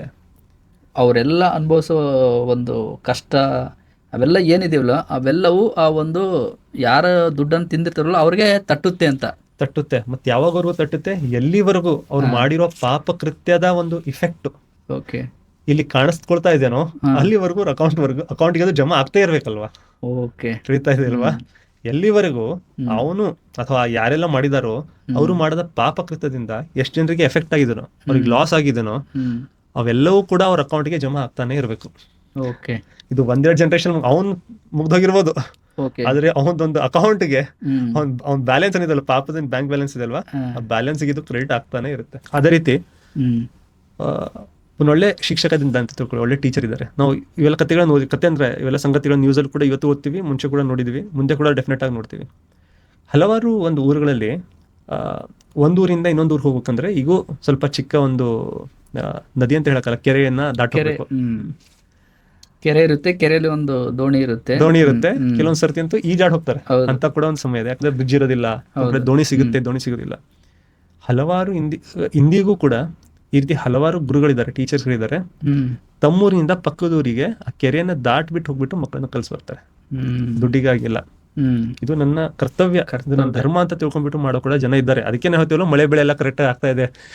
ಇಂತರ ಏನು ಪುಣ್ಯಾತ್ಮರು ಇದ್ದಾರಲ್ವಾ, ಅಂತವ್ರಿಂದಾನೇ ಮಳೆ ಬೆಳೆ ಕರೆಕ್ಟ್ ಆಗ್ತಾ ಇದೆ. ಒಳ್ಳೆಯವರು ಇರೋದಕ್ಕೇನೆ ಏನು ಪ್ರಪಂಚ ನಡೀತಾ ಇದೆ. ಪ್ರಳಯ ಬಂದಿಲ್ಲ ಅಂದ್ರೆ ಈ ಒಳ್ಳೆಯವರು ಕಾರಣದಿಂದಾಗಿನೇ. ಸೊ ಈ ಆ ಟೀಚರು ದಿನ ಬೆಳಗ್ಗೆ ಹೋಗ್ಬಿಟ್ಟು ಕಲ್ಸನ್ ಬರ್ತಾನಲ್ವಾ, ಎಷ್ಟೋ ಬಡವ ಬಲ್ಲಿಗರನ್ನ ಅವನು ವಿದ್ಯಾವಂತರಾಗಿ ಮಾಡ್ತಾ ಇದ್ದಾನೆ. ಆ ಮಕ್ಕಳು ವಿದ್ಯಾವಂತರಾಗಿ ಬಡತದಿಂದ ಹೊರಗೆ ಬರೋಕ್ಕೆ ಸಾಧ್ಯ ಆಗುತ್ತೆ. ನಮ್ಮ ತಂದೆ ತಾಯಿನ ಫಸ್ಟ್ ಟೈಮ್ ಅವರು ಒಂದು ಕಾರಲ್ಲಿ ಕೊಡಿಸ್ತಾರೆ, ಒಂದು ರೇಷ್ಮೆ ಸೀರೆ ಕೊಡಿಸ್ತಾರೆ. ಆ ಒಂದು ಮಕ್ಕಳು ದೊಡ್ಡವರಾಗ್ಬಿಟ್ಟು ಬಡತಿಂದ ಹೊರಗೆ ಬಂದಾಗ ಅವ್ರು ನೆಕ್ಸ್ಟ್ ಬರೋ ಪೀಳಿಗೆ, ನೆಕ್ಸ್ಟ್ ಜನರೇಷನ್ ಕೂಡ ಬಡತಿಂದ ಹೊರಗೆ ಬರುತ್ತೆ. ಅದು ಇನ್ನೂ ಸ್ವಲ್ಪ ಮುಂದೆ ಹೋಗುತ್ತೆ, ನೆಕ್ಸ್ಟ್ ಜನರೇಷನ್ ಇನ್ನೂ ಕೂಡ ಮುಂದೆ ಹೋಗುತ್ತೆ. ಅವ್ರು ಎಷ್ಟು ಉನ್ನತಿಯನ್ನ ಪಡಿತಾರೋ ಭಾರತವೂ ಕೂಡ ಅಷ್ಟೇ ಉನ್ನತಿಯ ಒಂದು ಇದರಲ್ಲಿ ಹೋಗುತ್ತಲ್ವಾ. ನಾವ್ ಎಷ್ಟು ಪರಿವಾರಗಳು ಬಡತಿಂದ ಹೊರಗೆ ಬರುತ್ತೋ, ವಿದ್ಯಾವಂತರಾಗ್ತಾರೋ, ದೇಶದ ಪ್ರಗತಿಯಲ್ಲಿ ಕಾಂಟ್ರಿಬ್ಯೂಟ್ ಮಾಡ್ತಾರೋ, ಅಷ್ಟು ನಮ್ಮ ಭಾರತ ದೇಶವು ಕೂಡ ಮುಂದೆ ಹೋಗುತ್ತೆ. ಈಗ ಆ ಒಂದು ಶಿಕ್ಷಕ ಜೀವನದ ಒಂದು 50 ವರ್ಷ ಸರ್ವಿಸ್, 30 ವರ್ಷ ಸರ್ವಿಸ್ ಮಾಡಿದ್ದಾರೆ ಅಂತ ತಿಳ್ಕೊಳ್ಳಿ. 30 ವರ್ಷ ಕಲ್ಸ್ ಬಂದಿದ್ದಾರೆ. ಅವರು ಕೇವಲ ಒಂದು ಪೀಳಿಗೆಗೆ ಅಷ್ಟೇ ವಿದ್ಯಾವಂತರಾಗಿ ಮಾಡಿಲ್ಲ, ಬರುವ 10 ಪೀಳಿಗೆಗೆ ಅವರು ಬಡತಿಂದ ಹೊರಗೆ ತಂದಿದ್ದಾರೆ. ಮತ್ತಷ್ಟೇ ಅಲ್ಲ, ನಮ್ಮ ದೇಶವನ್ನೇ, ಸಮಾಜವನ್ನೇ ಅವರು ಪ್ರಗತಿಯ ಮಾರ್ಗಕ್ಕೆ ಕರ್ಕೊಂಡು ಹೋಗಿದ್ದಾರೆ. ಆ ಎಲ್ಲ ಪುಣ್ಯವೂ ಕೂಡ ಅವ್ರು ಇದ್ದಾಗಷ್ಟೇ ಅಲ್ಲ, ಅವ್ರು ಸತ್ತ ಮೇಲೂ ಕೂಡ ಎಲ್ಲಿವರೆಗೆ ಯಾರೆಲ್ಲ ಅವರಿಂದ ಕಲ್ತಿದ್ದಾರೋ ಮತ್ತು ಅವ್ರ ಮುಖಾಂತರ ಯಾರೆಲ್ಲ ಮುಂದೆ ಕಲ್ತಿದ್ದಾರೋ, ಅಥವಾ ಪರಿವಾರದವರೇ ಆಗಲಿ ಅಥವಾ ಬೇರೆಯವರೇ ಆಗಲಿ, ಯಾರೆಲ್ಲ ಹೊರಗೆ ಬಂದಿದ್ದಾರೋ ಬಡತದಿಂದ, ಯಾರಿಗೆ ಅದ್ರದ್ದು ಒಳಿತು ತಲುಪಿದೆಯೋ, ಎಲ್ಲದೋ ಕ್ರೆಡಿಟ್ ಕೂಡ ಅವ್ರಿಗೆ ಸಿಗ್ತಾ ಇರುತ್ತೆ. ಅವರ ಒಂದು ಬ್ಯಾಲೆನ್ಸ್ಗೆ, ಪುಣ್ಯದ ಒಂದು ಬ್ಯಾಂಕ್ ಬ್ಯಾಲೆನ್ಸ್ ಇರುತ್ತಲ್ವಾ, ಅದಕ್ಕೆ ಅದು ಕ್ರೆಡಿಟ್ ಆಗ್ತಾ ಇದೆ, ಜಮಾ ಆಗ್ತಾ ಇರುತ್ತೆ. ಅದಕ್ಕೆ ಯಾರು ಏನೇ ಒಳ್ಳೇದು ಮಾಡ್ಲಿ ಅಥವಾ ಏನೇ ಕೆಟ್ಟದ್ ಮಾಡ್ಲಿ, ಅದು ಆ ಭಗವಂತನಿಂದ ಮುಚ್ಚಿಟ್ಟಿರೋದಲ್ಲ, ಎಲ್ಲವನ್ನು ಅವನು ಸೂಕ್ಷ್ಮವಾಗಿ ನೋಡ್ತಾ ಇದ್ದಾನೆ. ಭಗವಂತನಿಗೆ ಎಲ್ಲ ಗೊತ್ತಿರುತ್ತೆ, ಅವನಿಗೆ ಎಲ್ಲವೂ ಗೊತ್ತಿರುತ್ತೆ, ಎಲ್ಲವನ್ನೂ ನೋಡ್ತಾ ಇದ್ದಾನೆ. ಅವನು ಎಲ್ಲರಿಗಿಂತಲೂ ಜಾಸ್ತಿ ಸೂಕ್ಷ್ಮದರ್ಶಿ. ಅಂದ್ರೆ ಸೂಕ್ಷ್ಮತೆಯಿಂದ ನೋಡ್ತಾ ಇದ್ದಾನೆ. ಅಂದ್ರೆ ನಾನು ನೀವು ಏನೋ ಒಂದು ಒಳ್ಳೆ ಕೆಲಸ ಮಾಡಿದೀವಿ ಅಂದ್ರೆ ಅದ್ರ ಇಮಿಡಿಯೇಟ್ ಏನ್ ಎಫೆಕ್ಟ್ ಇದೆ ಅಷ್ಟೇ ಅವನಿಗೆ ಗೊತ್ತಿಲ್ಲ, ಅದರಿಂದ ಮುಂದೆ ಆಗುವ ಎಫೆಕ್ಟ್ ಕೂಡ ಅವನಿಗೆ ಗೊತ್ತಿದೆ. ಆ ಎಲ್ಲವನ್ನು ಕೂಡ ಅವನು ನಮ್ಮ ಇದಕ್ಕೆ ಕ್ರೆಡಿಟ್ ಮಾಡ್ತಾನೆ, ಆ ಲೆಕ್ಕಕ್ಕೆ ಜೋಡಿಸ್ತಾನೆ. ಅದು ಒಳ್ಳೇದಾಗಿರ್ಬೋದು, ಕೆಟ್ಟದಕ್ಕೂ ಆಗಿರ್ಬೋದು. ಈಗ ನಾವೇನೋ ಪರಿವಾರದಲ್ಲಿ ಏನೋ ಯಾರಿಗೂ ಜಗಳ ಆಡ್ತೀವಿ ಅಂತ ತಿಳ್ಕೊಳ್ಳಿ, ಚಿಕ್ಕ ವಿಷಯಕ್ಕೆ ತಗೊಂಡ್ಬಿಟ್ಟು, ಅವತ್ತು ಆ ಇಬ್ಬರು ವ್ಯಕ್ತಿಗಳಷ್ಟೇ ಮಾತಾಡೋ ಸ್ಟಾಪ್ ಆಗಲ್ಲ. ಮುಂದ್ಬರೋ 20-30 ವರ್ಷ ಕೂಡ ಆ 2 ಪರಿವಾರಗಳಲ್ಲಿ ಮಾತೇ ಆಗೋದಿಲ್ಲ. ಸೊ ಯಾರ ಮಾತನಾಡ್ಬಿಟ್ಟು ಆ ಸಂಬಂಧವನ್ನು ಮುರಿದಿರ್ತಾರೋ ಅವ್ರದ್ದು ಹೊಣೆಗಾರರಲ್ವಾ, ಆ ಹೊಣೆ ನಮಗೆ ಸಿಗ್ಬೇಕಲ್ವಾ. ಸೊ ನಮ್ಮ ಪಾಪಗಳೇ ಆಗಲಿ, ಪುಣ್ಯ ಇದೇ ಆಗ್ಲಿ, ನಾವು ಮಾಡಿದ ಕರ್ಮಗಳು ನಮ್ಮನ್ನ ಬಿಡೋದಿಲ್ಲ. ಅವು ನಮ್ಮ ಜೊತೆಗೆ ಇರ್ತವೆ, ನಮ್ಮ ಬ್ಯಾಂಕ್ ಬ್ಯಾಲೆನ್ಸ್ ಅಲ್ಲಿ ಆ್ಯಡ್ ಆಗ್ತಾ ಇರ್ತವೆ. ಆದ್ರೆ ಇಲ್ಲಿ ತಿಳ್ಕೊಳ್ಬೇಕು ಮಾತಿನಂದ್ರೆ, ಯಾರೊಬ್ಬ ಜನರು, ಶಕ್ತಿಯುತ ಜನರು, ಶಕ್ತಿವಂತ ಜನರು, ರಾಜಕಾರಣಿಗಳು, ಅವರಿಂದ ಇಷ್ಟೆಲ್ಲ ಜನರು ಬಡತನದಲ್ಲಿ ಹೋದ್ರಲ್ವೋ, ಅವರಂತೂ ಮೃತಪಟ್ಟಿದಾರಲ್ವಾ, ಹೇಗೆ ಶಿಕ್ಷೆ ಸಿಗ್ಬೇಕು ಅವ್ರಿಗೆ?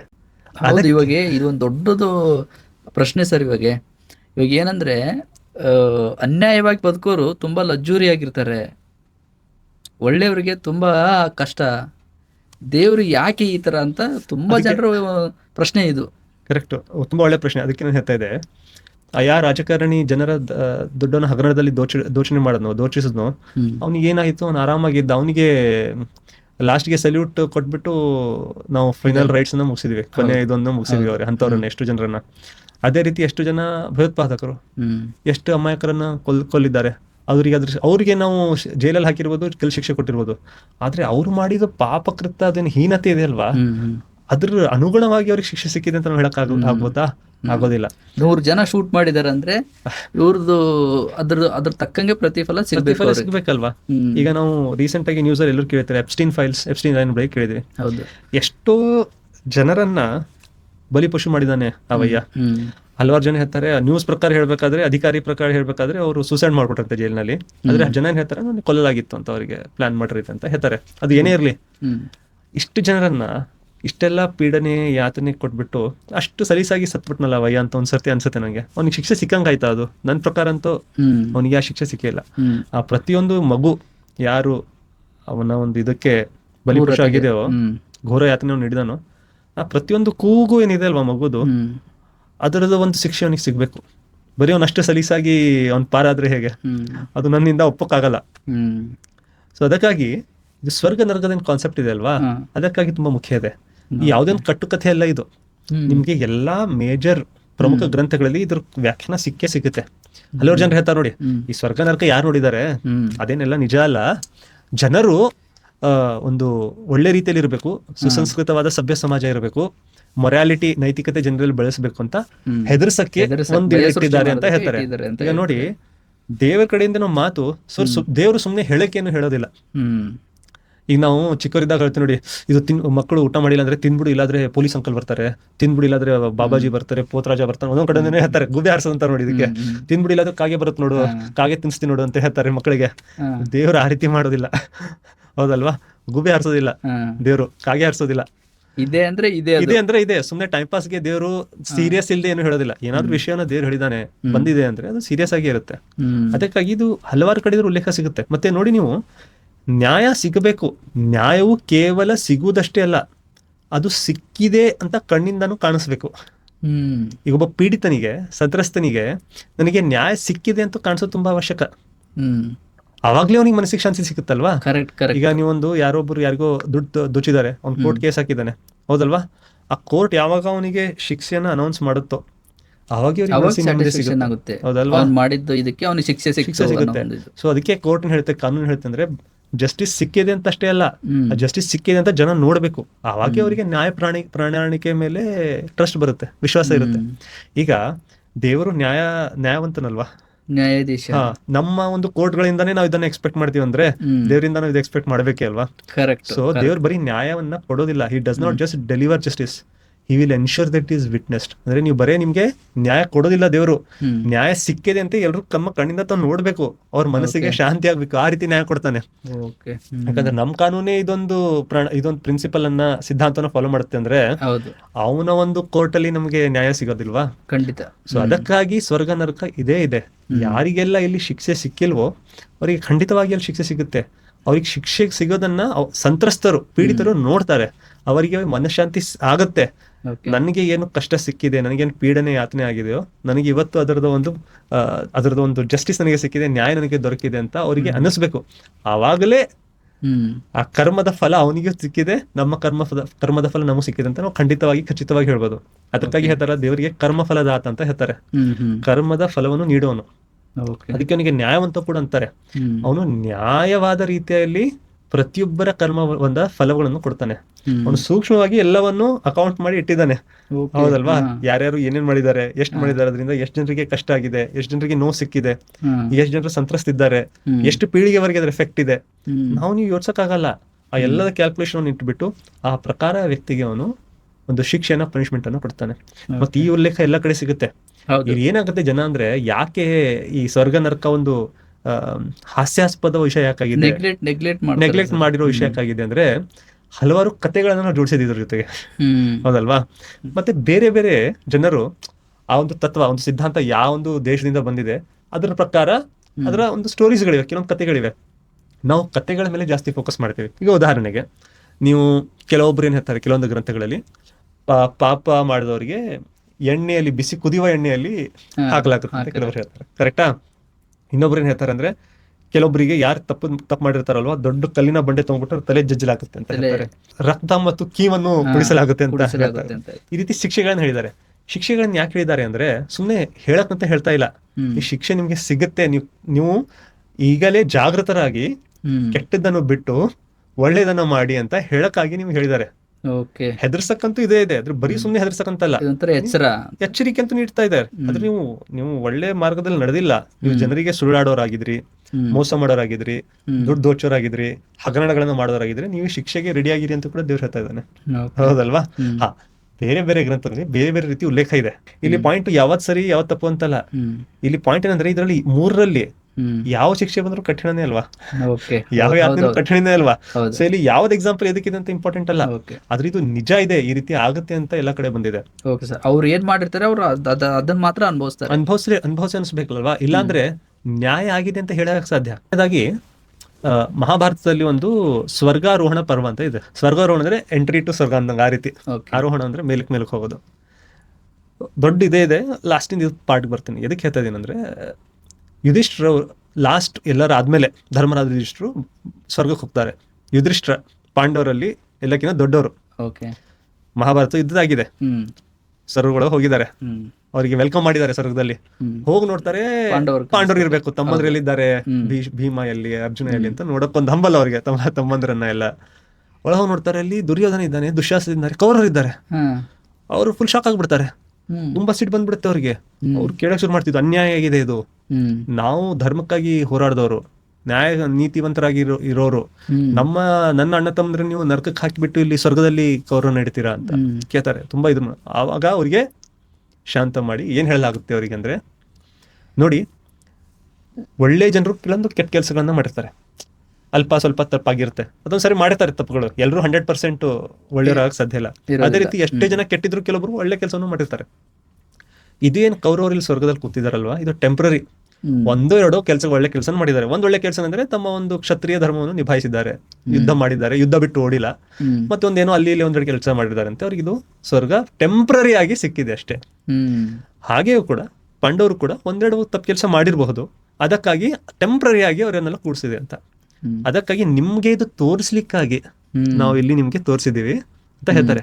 ಅಲ್ಲಿಂದ ಹೇಳ್ತಾರೆ, ಒಂದು ಸೀನ್ ಕ್ರಿಯೇಟ್ ಮಾಡ್ತಾರೆ. ಏನಂದ್ರೆ ಯುಧಿಷ್ಠಿರರು ಹೋಗ್ತಾರೆ ಈ ಕಡೆ ತಮ್ಮಂದ್ರ ಕಡೆಗೆ. ಅವ್ರು ಯಾವ ಕಡೆ ಹೋಗ್ತಾರೋ ಅದು ನರಕ ಸ್ವರ್ಗದಲ್ಲಿ ಪರಿವರ್ತನೆ ಆಗುತ್ತೆ, ಇಲ್ಲಿನ ಸ್ವರ್ಗ ನರಕಕ್ಕೆ ಪರಿವರ್ತನೆ ಆಗುತ್ತೆ. ಅಂದ್ರೆ ಇವರಿಗೆ ಯಾತನೆ ಶಿಕ್ಷೆ ಕೌರವರಿಗೆ ಸಿಗ್ಲೇಬೇಕಲ್ವಾ. ಮಹಾಭಾರತ ಯುದ್ಧವನ್ನು ಆಗಿರೋದೇ ಇದರಿಂದ ಆ ಶಿಕ್ಷೆ ಅವರಿಗೆಲ್ಲ ಸ್ವರ್ಗ. ಇದ್ರ ಅರ್ಥ ಏನಂದ್ರೆ ಬರೀ ಸ್ವರ್ಗ ಸಿಕ್ಕಿದೆ ಅಂತಲ್ಲ, ಆ ಸಿಕ್ಕಿರೋದನ್ನ ಕಣ್ಣಿಂದ ಕಾಣಿಸ್ಬೇಕು. Justice must not only be done but it must be seen to be done. Yudhishthira ಯಾಕಂದ್ರೆ ಅವರು ಧರ್ಮರಾಜ್ ಯುಧಿಷ್ಠರು ಎಂದು ತಪ್ಪು ಮಾಡಿಲ್ಲ ಅಂತ ಅವ್ರ ಬಗ್ಗೆ ಹೇಳಲಾಗುತ್ತೆ. ಸೊ ಇದರೇನು ಉಲ್ಲೇಖ ಇದೆಲ್ಲ ಸ್ವರ್ಗ ನರಕ, ಇದು ಸುಮ್ಮನೆ ಹೇಳಬೇಕು ಅಂತ ಇಲ್ಲ, ನಿಜವಾಗಿಯೂ ಇದರ ಅಸ್ತಿತ್ವ ಇದೆ. ಒಳಿತವರಿಗೆ ಒಳ್ಳೇದ್ ಮಾಡಿದ್ರು ಒಳ್ಳೆ ಸಿಗುತ್ತೆ. ಇದು ಯಾಕೆ ಹೇಳಲಾಗಿದೆ ಅಂದ್ರೆ, ಯಾಕಪ್ಪ ನಾವು ಒಳ್ಳೇದ್ ಮಾಡ್ಬೇಕು, ಎಲ್ಲಾ ಕಡೆ ಕೆಟ್ಟ ಜನನೇ ಇದ್ದಾರೆ, ನಾನ್ ಯಾಕೆ ಇಷ್ಟು ಬಡ್ದಾಡ್ಬಿಟ್ಟು ಸತ್ಯ ಹೇಳ್ಬೇಕು, ಎಲ್ಲರೂ ಮೋಸ ಮಾಡ್ಬಿಟ್ಟು ಮನೆ ಕಟ್ತಾ ಇದಾರೆ, ನಾನ್ ಯಾಕಪ್ಪ ಒಳ್ಳೆನಾಗಿರ್ಬೇಕಂತ ಗೌರ್ಮೆಂಟ್ ಸರ್ವೆಂಟ್ ಯೋಚಿಸ್ಬೋದಲ್ವಾ. ಅವನಿಗೆ ಇಲ್ಲ, ನೀನ್ ಮಾಡೋದಕ್ಕೆ ನಿನ್ಗೆ ಪ್ರತಿಫಲ ಇದೆ ಅಂತ ಒಂದು ಇದು ಇದ್ದಾಗ ಅವ್ರಿಗೆ ಒಂದು ಮೋಟಿವೇಶನ್ ಸಿಗುತ್ತೆ. ಇಲ್ಲ ನಾನು ಸ್ವಲ್ಪ ದಿನದಲ್ವಾ, 50 ವರ್ಷ 60 ವರ್ಷ ಜೀವನ ಎಷ್ಟು ದೊಡ್ಡ ಜೀವನ, ಹೇಗೋ ನಾನು ಪ್ರಯತ್ನ ಮಾಡ್ತೀನಿ, ನಾನು ಹೋರಾಡ್ತೀನಿ, ಒಳ್ಳೆ ನನ್ ಏನ್ ಸರಿಯಾಗಿ ಅನ್ಸುತ್ತೆ ಅದನ್ನೇ ಮಾಡ್ತೀನಿ ಅಂತ ಪ್ರಯತ್ನ ಪಟ್ರೆ ಅವ್ನಿಗೆ ಏನೋ ಇದೆ ಅಂತ ಒಂದು ಇದು ಇರುತ್ತೆ, ಮೋಟಿವೇಶನ್ ಇರುತ್ತೆ. ತನ್ನಲ್ಲಿರೋ ಒಳ್ಳೆತನ ಕಳ್ಕೊಳ್ಳೋದಿಲ್ಲ, ಮೋಟಿವೇಶನ್ ಸಿಗುತ್ತೆ ಅದಕ್ಕೆ ಅವ್ನಿಗೆ. ಸೊ ಇದೇ ರೀತಿ ಇನ್ನೊಂದು ಎಕ್ಸಾಂಪಲ್ ಬೇರೆ ಬೇರೆ ಗ್ರಂಥಗಳು ಸಿಗುತ್ತೆ. ಸುಮ್ಮೊಂದೆರಡು ಎಕ್ಸಾಂಪಲ್ ಕೊಡ್ತಾ ಇದೀನಿ ನಿಮಗೆ. ಮುಸ್ಲಿಂ ಸಮಾಜದವರಲ್ಲಿ ಒಂದು ಪದ ಇದೆ, ಸಿರಾತ್ ಅಂತ. ಸಿರಾತ್ ಅಂದ್ರೆ ಸ್ವರ್ಗಕ್ಕೆ ಹೋಗೋ ಒಂದು ದಾರಿಯಲ್ಲಿ ಒಂದು ದೊಡ್ಡ ಬ್ರಿಡ್ಜ್ ಇದೆ, ಹೌದಾ. ಆ ಬ್ರಿಡ್ಜ್ ಕೆಳಗೆಲ್ಲ ಹಾಹಾಕಾರ, ಬೆಂಕಿ, ರಕ್ತ, ಕೀವು, ಇದೆಲ್ಲ ಹೋಗೋವಾಗ ಸಡನ್ ಆಗಿ ಅವ್ರಿಗೆ ಸ್ಟಾಪ್ ಮಾಡಲಾಗತ್ತಂತೆ.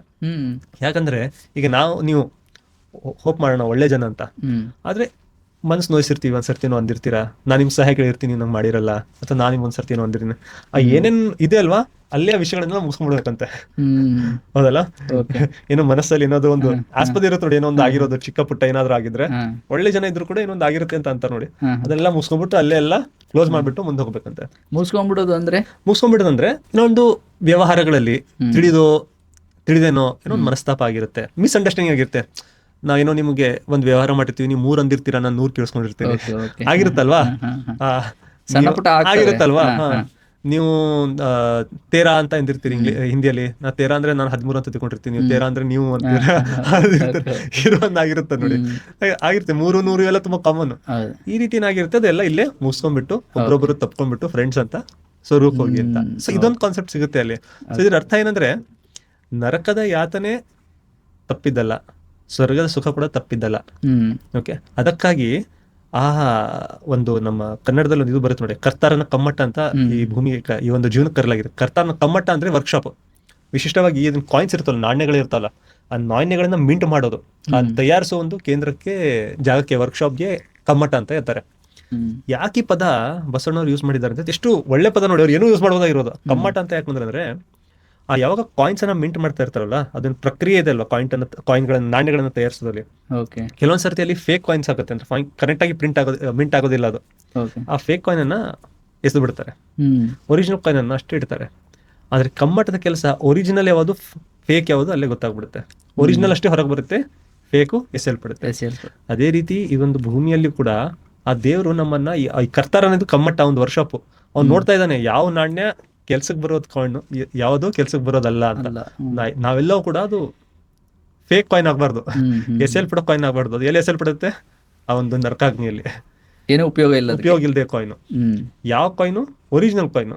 ಆ ವರ್ಕ್ಶಾಪ್ ಅಲ್ಲಿ, ಅಂದ್ರೆ ಈ ಒಂದು ಸಂಸಾರದ ಒಂದು ಜೀವದಲ್ಲಿ ತನ್ನ ಕಾಯಕವನ್ನ ಕರೆಕ್ಟ್ ಆಗಿ ಮಾಡ್ಬಿಟ್ಟು, ದೇವರ ಜ್ಞಾನವನ್ನು ಪಡ್ಕೊಂಡ್ಬಿಟ್ಟು, ಒಳ್ಳೆ ಕೆಲಸಗಳನ್ನ ಮಾಡ್ತಾ, ಒಳ್ಳೆ ಕರ್ಮಗಳನ್ನ ಮಾಡ್ತಾ, ತನ್ನ ಕಾಯಕವನ್ನ ನಿಭಾಯಿಸ್ತಾ, ಒಳಿತಿನ ಮಾರ್ಗದಲ್ಲಿ ನಡೀತಾ, ಆ ಭಗವಂತನ ಸಂಪ್ರೀತಿಗಾಗಿ ಅವನನ್ನ ಪ್ರಸನ್ನ ಮಾಡ್ಲಿಕ್ಕಾಗಿ ಹ್ಮ್ ಕೆಲಸ ಮಾಡ್ತಾ ಬರುತ್ತೋ ಒರಿಜಿನಲ್ ಕಾಯಿನ್ ಆಗಿ ಹೊರಗೆ ಬರುತ್ತೆ. ಓಕೆ ಅದು ಕೆಲ್ಸಕ್ಕೆ ಬರುತ್ತೆ. ಓಕೆ ಯಾವುದು ಆ ವರ್ಕ್ಶಾಪ್ ಅಲ್ಲಿ ಫೇಲ್ ಆಗುತ್ತಲ್ವಾ, ಓಕೆ ಆ ಒಂದು ಪರೀಕ್ಷೆಯಲ್ಲಿ, ಆ ಟೆಸ್ಟ್ ಅಲ್ಲಿ ಟೆಸ್ಟ್ ಮಾಡಿ ನೋಡ್ತಾರಲ್ವ, ಕಾಯಿನ್ ಮಿಂಟ್ ಅಂದ್ರೆ ಟೆಸ್ಟ್ ಮಾಡಿ ನೋಡ್ತಾರೆ. ಫೇಲ್ ಆಗಿದ್ದನ್ನ ಹೊರ ಹಾಕ್ಬಿಡ್ತಾರೆ. ಯಾರು ಪಾಸ್ ಆಗ್ತಾರೋ ಅವ್ರು ಮುಂದೆ ಹೋಗ್ತಾರೆ, ಯಾರು ಫೇಲ್ ಆಗ್ತಾರೋ ಎಸಲ್ಬಿಡ್ತಾರೆ. ಆ ಸ್ವರ್ಗ ನರಕದ ಕಾನ್ಸೆಪ್ಟ್ ಹೀಗೆ, ಇಲ್ಲಿ ಸಲ್ಲುವವರು ಅಲ್ಲಿಯೂ ಸಲ್ಲುವರಯ್ಯ, ಇಲ್ಲಿ ಸಲ್ಲದವರು ಅಲ್ಲಿಯೂ ಸಲ್ಲದರಯ್ಯ. ಇಲ್ಲಿ ನೀನ್ ಕೆಟ್ಟ ಕೆಲಸ ಮಾಡ್ಬಿಟ್ಟು ಅಲ್ಲಿ ನೀನು ಸಲ್ತೀನಿ, ಒಳ್ಳೆನಾಗ್ತೀನಿ, ಸಕ್ಸಸ್ಫುಲ್ ಆಗ್ತೀನಿ ಅನ್ನೋದಕ್ಕೆ ಸಾಧ್ಯ ಇಲ್ಲ. ಇಲ್ಲಿ ಯಾರು ಒಳ್ಳೆ ಕೆಲಸ ಮಾಡ್ತಾರೋ ಈ ಕರ್ತರಕ್ಕ ಮಟ್ಟದಲ್ಲಿ ಅವರೇ ನಾನು ಅವಾಗ ಸಿರಾತ್ ಅನ್ನೋ ಒಂದು ಬ್ರಿಡ್ಜ್ ಅನ್ನು ಕ್ರಾಸ್ ಮಾಡ್ಬಿಟ್ಟು ಆ ಸ್ವರ್ಗವನ್ನ ಎಂಟರ್ ಮಾಡ್ತಾರೆ. ಇಲ್ಲದೆ ಇರೋರು ನರಕದ ಒಂದು ಪಾಲ್ಗಾಗ್ತಾರೆ. ಎಲ್ಲಿ ಕೌರವ್ರು ಹೋಗಿದಾರೋ ಅಲ್ಲಿ ಅವರು ಕೂಡ ಹೋಗ್ತಾರೆ ಅಂತ ಒಂದು ಮಾತು. ಓಕೆ, ಹಾಗಾದ್ರೆ ನಾವು ತುಂಬಾ ಜಾಗ್ರತೆಯಿಂದ ಬದುಕಬೇಕು ಇಲ್ಲಿ. ಹಾಗಾದ್ರೆ 100% ನಾವ್ ಏನೆಲ್ಲ ಮಾಡ್ತಾ ಇದೀವೋ ಪ್ರತಿಯೊಂದನ್ನು ಆ ಭಗವಂತ ನೋಡ್ತಾ ಇದ್ದಾನೆ. ಅವನು ಸರ್ವಜ್ಞ ಅಂತ ಇದಕ್ಕಂತಾರೆ. ಎಲ್ಲವನ್ನು ನೋಡೋನು, ಎಲ್ಲವನ್ನು ಆಲಿಸೋನು, ಎಲ್ಲವನ್ನು ತಿಳಿಯೋನು, ಸೂಕ್ಷ್ಮತೆಯಿಂದ ಅವನು ಎಲ್ಲವನ್ನು ನೋಡ್ತಾ ಇದ್ದಾನೆ. ಓಕೆ, ನಾವ್ ಏನು ಮಾತುಗಳನ್ನ ಆಡಿದ್ದೀವೋ, ಯಾರ ಮನಸ್ಸನ್ನು ನೋಯಿಸಿದ್ದೀವೋ, ಯಾರ ಹಕ್ಕುಗಳನ್ನ ನಾವು ಇದು ಮಾಡಿದ್ದೀವೋ, ಯಾರು ನಾವು ಸುಳ್ಳಾಡ್ಬಿಟ್ಟು ವಂಚನೆಯಿಂದ ದಬಾಯಿಸಿದ್ದೇವೋ, ಯಾರ ಮೇಲೆ ದೌರ್ಜನ್ಯವನ್ನು ಮಾಡಿದ್ದೀವೋ ಅದನ್ನು ಅವನು ನೋಡ್ತಾ ಇದ್ದಾನೆ. ಅದೇ ರೀತಿ ನಾವು ಯಾರಿಗೂ ಕಾಣದೆ ಒಂದು ಬಡವನಿಗೆ ಸಹಾಯ ಮಾಡಿದ್ದೇವೆ, ಅವ್ರಿಗೆ ಶಿಕ್ಷಣದ ಒಂದು ವಿಷಯದಲ್ಲಿ ಅವರಿಗೆ ಹೆಲ್ಪ್ ಮಾಡಿದ್ದೇವೆ, ಅಥವಾ ಬೇರೆ ಯಾವುದೋ ಒಂದು ರೀತಿಯಲ್ಲಿ ಯಾರಿಗೆ ಸಹಾಯ ಮಾಡಿದ್ದೇವೆ, ಒಳಿತಿನ ಕಾರ್ಯ ಮಾಡಿದ್ದೇವೋ, ಯಾರೇ ನೋಡದೇ ಇರ್ಲಿ ಇನ್ಫ್ಯಾಕ್ಟ್ ಯಾರ್ದು ನೋಡದೆ ಹಾಗೆ ಅವನು ಸಾಕ್ಷಿ, ಅವನು ನೋಡ್ತಾ ಇದ್ದಾನೆ, ಅವನನ್ನ ಪ್ರಸನ್ನ ಮಾಡ್ಲಿಕ್ಕಾಗಿ, ಅವನ ಸಂಪ್ರೀತಿಗಾಗಿ ನಾನು ಮಾಡ್ತಾ ಇದ್ದಾನೆ ಅಂತ ಯಾರು ಮಾಡ್ತಾರಲ್ವೋ ಅದೆಲ್ಲವನ್ನು ನೋಡ್ತಾ ಇದ್ದಾನೆ, ಅದ್ರ ಲೆಕ್ಕವನ್ನು ಇಡ್ತಾ ಇದ್ದಾನೆ, ಅದರ ಒಂದು ಪ್ರತಿಫಲವನ್ನು ಕೂಡ ಕೊಟ್ಟೆ ಕೊಡ್ತಾನೆ. ಈ ಒಂದು ವಿಶ್ವಾಸದಿಂದ ನಾವು ಬಾಳ್ಬೇಕು. ಓಕೆ ಸರ್, ಇನ್ನೊಂದು ದೇವರಿಗೆ ಕ್ಷಮೆ ಗುಣ ಇದೆ ಅಂತ ಹೇಳ್ತಾರಲ್ಲ. ನೋಡಿ, ಮನುಷ್ಯ ಇಂಪರ್ಫೆಕ್ಟ್, ಪರಿಪೂರ್ಣನಲ್ಲ.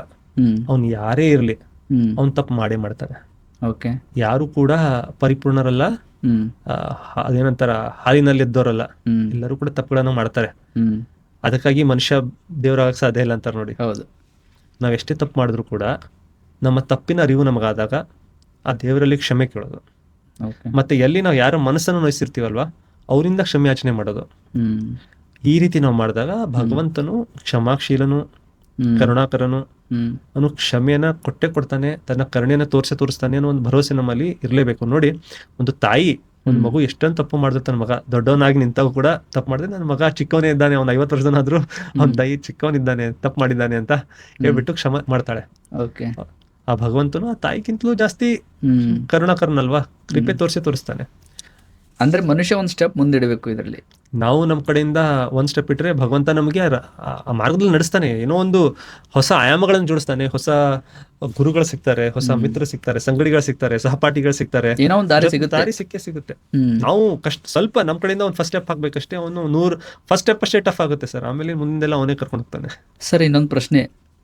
ಪ್ರತಿಯೊಬ್ಬರಲ್ಲೂ ನಮ್ಮ ಧರ್ಮನೇ ಶ್ರೇಷ್ಠ ಅನ್ನೋದು ಇರುತ್ತೆ, ಪ್ರತಿಯೊಬ್ಬರಲ್ಲೂ ಅಂತಲ್ಲ, ಕೆಲವೊಬ್ಬರಿಗೆ ಹಲವಾರು ಜನರಲ್ಲಿ ಇದು ಒಂದು ಸ್ಟ್ರಾಂಗ್ ನಂಬಿಕೆ ಇರುತ್ತೆ, ಇಲ್ಲ ನಮ್ದೇ ಕರೆಕ್ಟು ಅಂತ.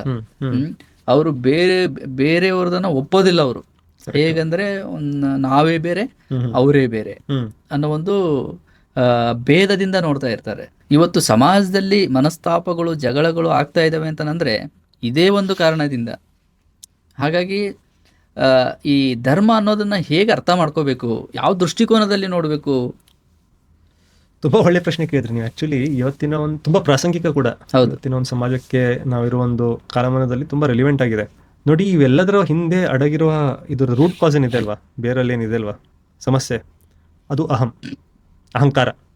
ಓಕೆ, ನಾವು ನನ್ನ ಧರ್ಮ ಶ್ರೇಷ್ಠ ಅಂತ ಯಾಕೆ ಅಂತ ಹೇಳಿ, ಅದು ನನ್ನ ಜೊತೆ ಜೋಡಣೆ ಆಗಿದೆ, ನನ್ನ ಜೊತೆ ಲಿಂಕ್ ಆಗಿದೆ. ನನ್ನ ಧರ್ಮ ಹೇಳ್ತಲ್ವಾ, ಅದಕ್ಕೆ ಅದು ಶ್ರೇಷ್ಠ ಹೇಳ್ತಲ್ವಾ. ಅದಕ್ಕೆ ನಾನು ಅನ್ನೋದನ್ನ ಸೇರಿಸಿದೀವಿ. ನಾನು ಅನ್ನೋದು ಫಸ್ಟ್ ಇದೆ, ಅದ್ರ ಜೊತೆ ಧರ್ಮ ಬಂದಿದೆ. ನನ್ನ ಧರ್ಮ ಆಗಿರೋದ್ರಿಂದ ಅದು ಧರ್ಮ ಶ್ರೇಷ್ಠ ತಿಳಿತಾ ಅಲ್ವಾ. ಅದೇ ರೀತಿ ಹಲವಾರು ಅಂತಾರೆ ನನ್ನ ಜಾತಿ ಶ್ರೇಷ್ಠ, ಯಾಕಂತಾರೆ ಅದು ಜಾತಿ ನನ್ನದು, ಅದಕ್ಕಾಗಿ ಶ್ರೇಷ್ಠ. ಜಾತಿಗಳು 100 ಇವೆ, ಹೌದಲ್ವಾ, ಎಲ್ಲವೂ ಶ್ರೇಷ್ಠ ಇರೋದಾಗಿತ್ತಲ್ವಾ. ಇಲ್ಲ, ನನ್ನ ಜಾತಿನೇ ಯಾಕೆ ಶ್ರೇಷ್ಠ ಅಂದ್ರೆ ಆ ಜಾತಿ ನನ್ನದು, ನನ್ನ ಜೊತೆ ಅದು ಲಿಂಕ್ ಆಗಿದೆ, ನನ್ನ ಅಹಂ ಜೊತೆ ಅದ್ರದ್ದು ಒಂದು ರಿಲೇಶನ್ಶಿಪ್ ಇದೆ. ಎಲ್ಲರಿಗೂ ಅಹಂಕಾರ ಇರುತ್ತಲ್ವಾ, ಮನುಷ್ಯನಿಗೆ ಅಹಂಕಾರ ಇರುತ್ತೆ, ನಾನು ಅನ್ನೋದಿರುತ್ತೆ. ನಾನು ಜೊತೆಗೆ ಏನೇನು ಇದೇನೋ ಅದೆಲ್ಲವೂ ಕೂಡ ಶ್ರೇಷ್ಠ, ಉತ್ತಮ. ಅವನ ಪ್ರಕಾರ ಇಲ್ಲಿರೋದೆಲ್ಲ ಅಧಮ. ಅದಕ್ಕಾಗಿ ನಾನು ಶ್ರೇಷ್ಠ ಅಂದ್ರೆ ನನ್ನ ಜಾತಿ ಶ್ರೇಷ್ಠ. ನನ್ನ ಸಮುದಾಯ ಶ್ರೇಷ್ಠ, ನಮ್ಮ ಊಟನೇ ಬೆಸ್ಟ್ ಸರ್. ಅವ್ನು ಇನ್ನೂವರೆಗೂ ಬೇರೆ ಪ್ರಪಂಚ ಸಿಗೋ ಬೇರೆ ಟೈಪ್ ಊಟನೇ ಮಾಡಿಲ್ಲ. ಅಲ್ಲ ಸರ್ ನಮ್ಮ ಊಟನೇ ಬೆಸ್ಟ್ ಸರ್ ಅಂತಾನೆ. ನಮ್ಮ ಊಟ ಒಳ್ಳೇದಿದೆ ಡೆಫಿನೆಟ್ ಆಗಿ, ನನಗೆ ಎರಡನೇ ಇದೇ ಇಲ್ಲ. ಈಗ ನೋಡಿ, ನಾನು ನೆನ್ನೆ ಬುತ್ತಿ ಕಟ್ಕೊಂಡ್ಬಿಟ್ಟು ಜವಾರಿ ರೊಟ್ಟಿ ತಿಂದ್ವಿ. ಯಾಕಂದ್ರೆ ನಾನ್ ಬರೋ ಇದ್ರ ಉತ್ತರ ಕರ್ನಾಟಕದಲ್ಲಿ ನಮಗೆ ಜೋಳದ ರೊಟ್ಟಿ ಅಂದ್ರೆ ಪರಮ ಪ್ರಿಯ. ನಮ್ಗೆ ಬೇರೆ ಅದಿದ್ರೆ ಏನು ಬೇಕು ಆಗೋದಿಲ್ಲ. ಆದ್ರೆ ಇಂಥ ಊಟನೇ ಇಲ್ಲ ಸರ್ ಅಂತ ಹೇಳಕ್ಕಾಗಲ್ಲ. ಹಲವಾರು ಒಳ್ಳೇದು ಇದ್ರೂ ಒಳ್ಳೇದಿದೆ, ಹಲವಾರು ಬೇರೆ ಬೇರೆ ಕೂಡ ಒಳ್ಳೇದಿದೆ. ಅದಕ್ಕಾಗಿ ಅಹಂ ಎಲ್ಲಿ ಇರುತ್ತಲ್ಲ, ನಾನು, ನನ್ನ ಜಾತಿ, ನನ್ನ ಸಮುದಾಯ, ನನ್ನ ಗೋತ್ರ, ಎಷ್ಟೆಲ್ಲ ಗೋತ್ರವೇ ನಂದೇ ಗೋತ್ರ ಎಲ್ಲಕ್ಕಿಂತ ಸರ್ವಶ್ರೇಷ್ಠ. ಯಾಕಂದ್ರೆ ಅದು ನನ್ನ ಗೋತ್ರ, ನಾನಾ ಗೋತ್ರದಲ್ಲಿ ಹುಟ್ಟಿದ್ದೀನಿ ಅಂತ ಅದು ಶ್ರೇಷ್ಠ ಆಯ್ತು. ಆ ರೀತಿ ಯೋಚಿಸ್ತೀವಿ. ಅದಕ್ಕಾಗಿ ಎಲ್ಲರೂ ನನ್ನ ಜಾತಿ ಶ್ರೇಷ್ಠ ಅಂತ ಎದಕ್ಕಂತ ಹೇಳಿ, ನನ್ನ ಜಾತಿಯಲ್ಲಿ ಇದೆ, ನಾನಾ ಜಾತಿ ಜೊತೆ ಇದ್ದೇನೆ ಅಂತ ಶ್ರೇಷ್ಠ. ಅದನ್ನ ತಗೊಂಡಿದ್ದಾನೆ ಮನುಷ್ಯನಲ್ಲಿ, ನಂದು ಅಂತ ಹೇಳಿ ಅದಕ್ಕೆ ಅದು ಶ್ರೇಷ್ಠ ಆಗಿದೆ. ಒಂದು ಉದಾಹರಣೆ ಕೊಡ್ತೀನಿ ನಿಮ್ಗೆ, ಇನ್ನು ಎಲ್ರಿಗೂ ತಿಳಿಬೇಕಲ್ವಾ. ನನ್ನ IPL ತಂಡ ಅಂತ ನೋಡಿ ಜನ, ಈಗ ನನ್ನ IPL ಟೀಮ್ ಅಂತ ನೋಡಿ, ಇದು ನನ್ನ ಟೀಮು, ಎಷ್ಟು ಫುಲ್ ಸಪೋರ್ಟ್ ಮಾಡ್ತಾರೆ. ಹಿಂದಿ ಸ್ಟಾಟಿಸ್ಟಿಕ್ಸ್ ನೋಡಲ್ಲ, ಯಾರು ಎಷ್ಟು ಗೆದ್ದಿದ್ದಾರೆ, ಎಷ್ಟು ಸುತ್ತಿದ್ದಾರೆ, ಇಲ್ಲ ನನ್ನ ತಂಡ ಇಸ್ ದ ಬೆಸ್ಟ್ ಅಂತಾರೆ. ನನ್ನ IPL ಟೀಮ್ ಅನ್ನಕ್ಕೆ ಅದು IPL ಟೀಮ್ ನನ್ನಲ್ಲಿ ನಂದು ಯಾವ ದುಡ್ಡು ಹಾಕ್ಬಿಟ್ಟು ನಾನು ಯಾವ ಪ್ಲೇಯರ್ ಅನ್ನ ಪರ್ಚೇಸ್ ಮಾಡಿಲ್ಲ. ಓಕೆನಾ? ಆ IPL ಟೀಮ್ ಯಾವ ಊರಿನ ಹೆಸರು ಇರುತ್ತಲ್ಲ, ಆ ಊರದವ್ರು ಇರಲ್ಲ, ಅವ್ರು ಆಡೋರು ಅಲ್ಲ ಅಂದ್ರೂ ಕೂಡ ನನ್ನ IPL ಟೀಮ್. ಯಾಕೆ ಗೊತ್ತಾ? ಅಲ್ಲಿ ನಾ ಅನ್ನೋದು ಶಾಮೀಲಾಗಿದೆ. ಎಲ್ಲೆಲ್ಲಿ ನಾ ಶಾಮೀಲ್ ಆಗ್ತೀನೋ, ಅಂದ್ರೆ ನನ್ನ ಅಹಂಕಾರ ಶಾಮೀಲ್ ಆಗುತ್ತೋ, ನಾ ಅನ್ನೋದು ಸೇರ್ಪಡೆ ಆಗುತ್ತೋ, ಅದೆಲ್ಲವೂ ಕೂಡ ನಮಗೆ ಶ್ರೇಷ್ಠ ಆಗುತ್ತೆ. ಅದಕ್ಕಾಗಿ ನನ್ನ ಭಾಷೆ, ನನ್ನ ಧರ್ಮ, ನನ್ನ ಜಾತಿ, ನನ್ನ ಪ್ರಾಂತ್ಯ, ಸಂಪ್ರದಾಯ, ನನ್ನ ಕುಟುಂಬ, ನನ್ನ IPL ಟೀಮು, ನನ್ನ ಫುಟ್ಬಾಲ್ ಟೀಮು ನನ್ನ ಇಷ್ಟ. ಅದಕ್ಕೆ ನೋಡಿ, ಫುಟ್ಬಾಲ್ ಟೀಮ್ ಇಲ್ಲಿ ನೀವು ಸ್ವಲ್ಪ ಇಲ್ಲಿ ನಮ್ ದೇವರದಿಂದ ನಮ್ ಕಡೆ ಇಲ್ಲ, ಯುರೋಪ್ನೆಲ್ಲ ಫುಟ್ಬಾಲ್ ತುಂಬಾ ಪ್ರಚಲಿತ.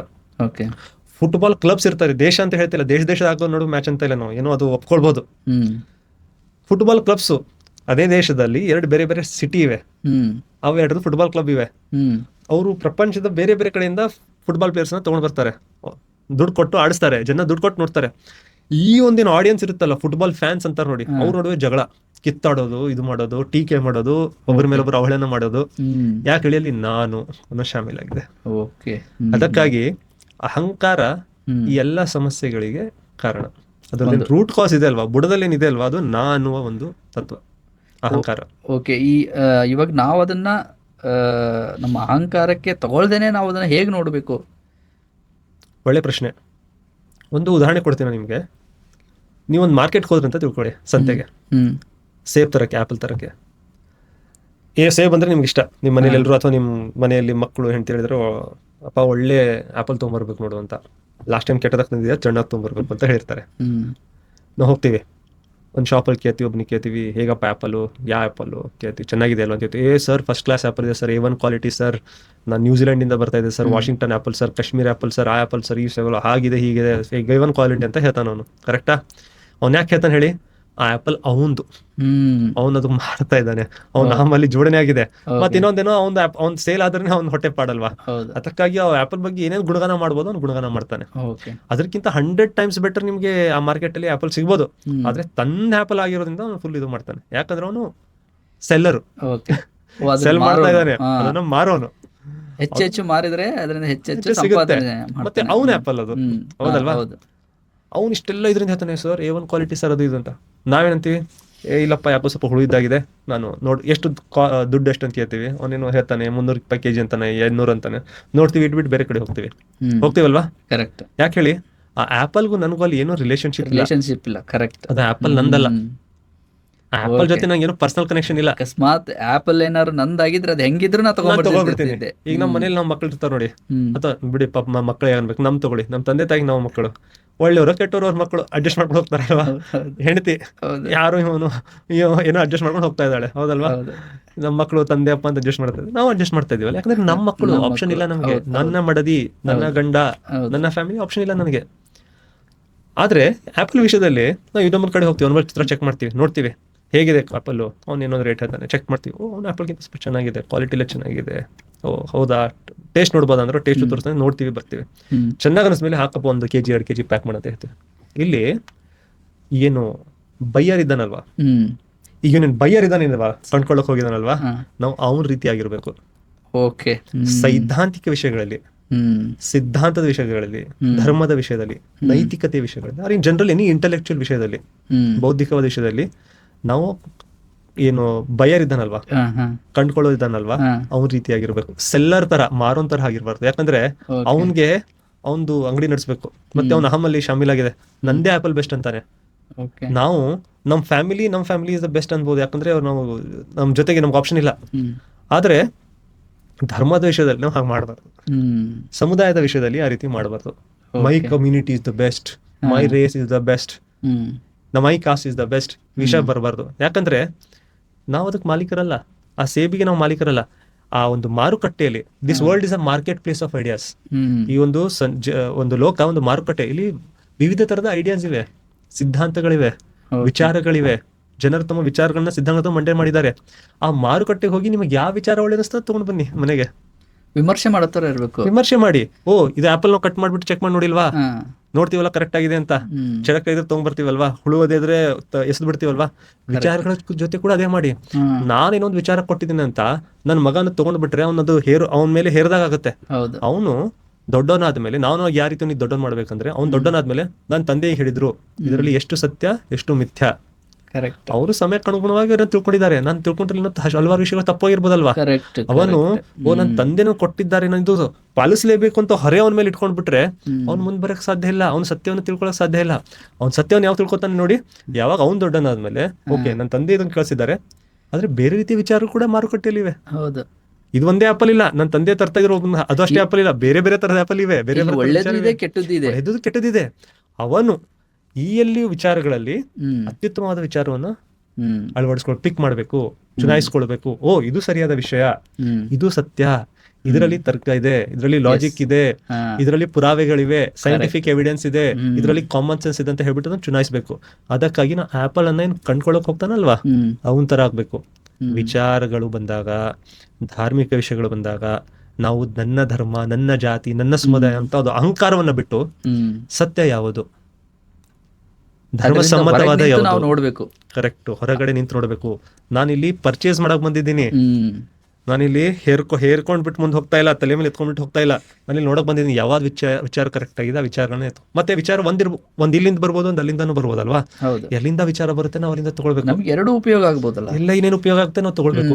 ಅದಕ್ಕಾಗಿ ಈ ಒಂದು ವಿಷಯದಲ್ಲಿ ನಾವು ಈ ಒಂದು ಮಾರುಕಟ್ಟೆಯಲ್ಲಿ ಏನ್ ಬೇರೆ ಬೇರೆ ಐಡಿಯಾ ಸಿಗ್ತವೆ ಅಲ್ವಾ, ಐಡಿಯಾಸ್ ಅಲ್ಲಿ ಯಾವ ವಿಚಾರಗಳು ಯಾವ್ದು ಒಳ್ಳೇದು ಅದನ್ನು ತಗೋಬೇಕು.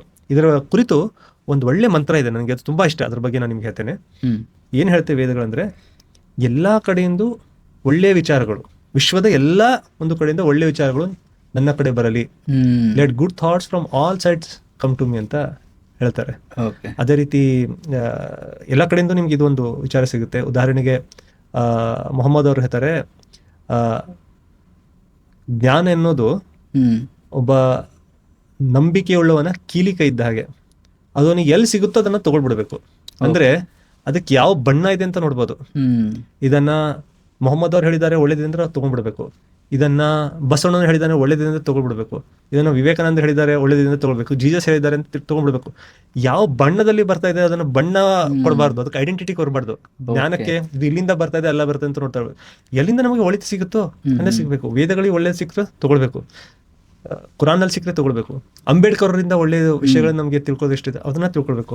ಇದು ಯಾಕೆ ಇದನ್ನ ಹೇಳ್ತಾ ಇದೀನಿ ಅಂದ್ರೆ, ಅಹಂಕಾರವನ್ನು ಬಿಟ್ಟು ತೊರೆದು ವಿನಮ್ರರಾಗಿ ನನಗೆ ಜ್ಞಾನ ಪಡೆಯೋದಿದೆ, ನನಗೆ ಸತ್ಯವನ್ನು ಹುಡುಕೋದಿದೆ, ಸತ್ಯವನ್ನು ಅರಿಯೋದಿದೆ, ನನಗೆ ನಾನು ಇಲ್ಲಿ ಯಾಕಿದ್ದೀನಿ, ನಾನು ಏನು ಮಾಡಬೇಕು, ನಾನು ನನ್ನ ಜೀವನವನ್ನು ಹೇಗೆ ಸರಿಯಾದ ಮಾರ್ಗದಲ್ಲಿ ನಡೆಸಬೇಕು, ನನ್ನಲ್ಲಿರುವ ಅರ್ಹತೆಗಳನ್ನು ನಾನು ಹೇಗೆ ಮ್ಯಾಕ್ಸಿಮಮ್ ಪೊಟೆನ್ಷಿಯಲ್ ಅನ್ನು ಯೂಸ್ ಮಾಡ್ಕೊಳ್ಬೇಕು, ನಾವು ಭಗವಂತನ ಪ್ರಸನ್ನತೆ ಹೇಗೆ ಪಡಿಬೇಕು, ಈ ರೀತಿ ನಾವು ಯೋಚಿಸಿದ್ರೆ ಅವಾಗ ನಾನು ನನ್ನದನ್ನು ಬರೋದಿಲ್ಲ, ಯಾವುದು ಸರಿ ಯಾವುದು ಉತ್ತಮ ಇದನ್ನ ನಾನು ಅಳವಡಿಸ್ಕೊಡ್ತೀನಿ ಒಂದು ಇದು ಬರುತ್ತೆ. ಅವಾಗ ನೋಡಿ ಜನ ಜಗಳ ಆಡೋದಿಲ್ಲ, ಐ ಆಮ್ ದ ಬೆಸ್ಟ್ ಅನ್ನೋದಿಲ್ಲ, ವಾಟ್ ಈಸ್ ದ ಬೆಸ್ಟ್ ಅಂತ ಕರೆಕ್ಟ್.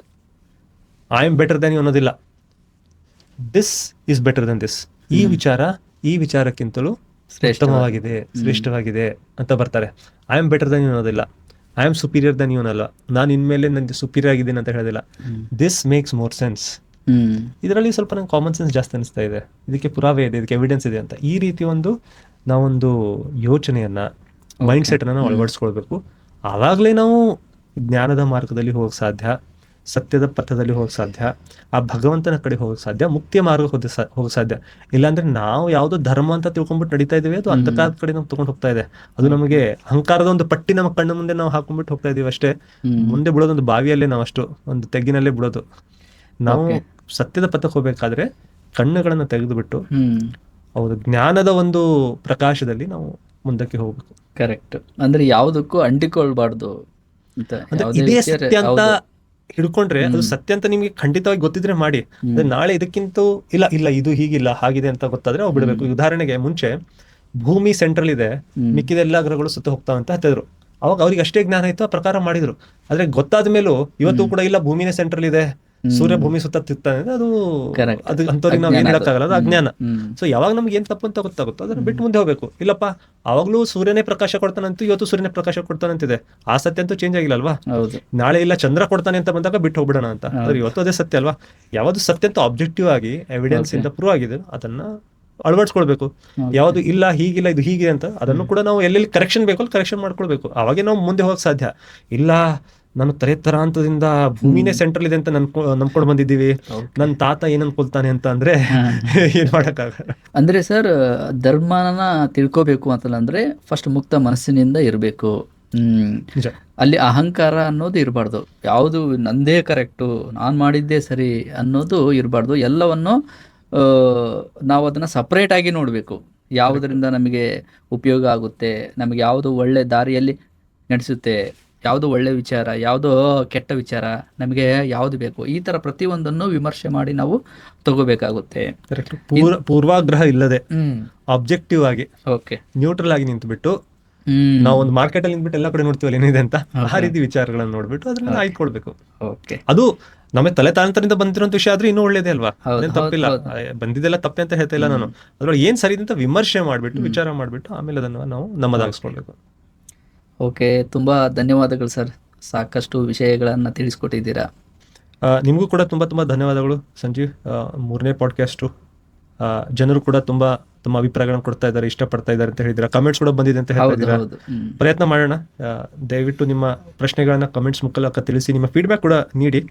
ಯಾವ ರೀತಿ ಯಾವ ವಿಷಯಗಳನ್ನ ನಾವು ಕವರ್ ಮಾಡ್ಬೋದು, ಬೇರೆ ಬೇರೆ ಚರ್ಚೆಗಳನ್ನ ಮಾಡ್ಬೋದು, ಅದ್ರ ಬಗ್ಗೆ ಕೂಡ ತಿಳಿಸಿ. ಮತ್ತೆ ಈ ಒಂದು ಪಾಡ್ಕಾಸ್ಟ್ನ ಹಮ್ಮಿಕೊಂಡಿರೋಕ್ಕಾಗಿ ಭಾವ್ಯಕ್ಕೆ ತಂಡಕ್ಕೆ ಮತ್ತು ಸಂಜೀವರಿಗೆ ತುಂಬ ತುಂಬ ಧನ್ಯವಾದಗಳು ನನ್ನ ಕಡೆಯಿಂದ ಕೂಡ. Thank you sir. ಧನ್ಯವಾದಗಳು ಸರ್.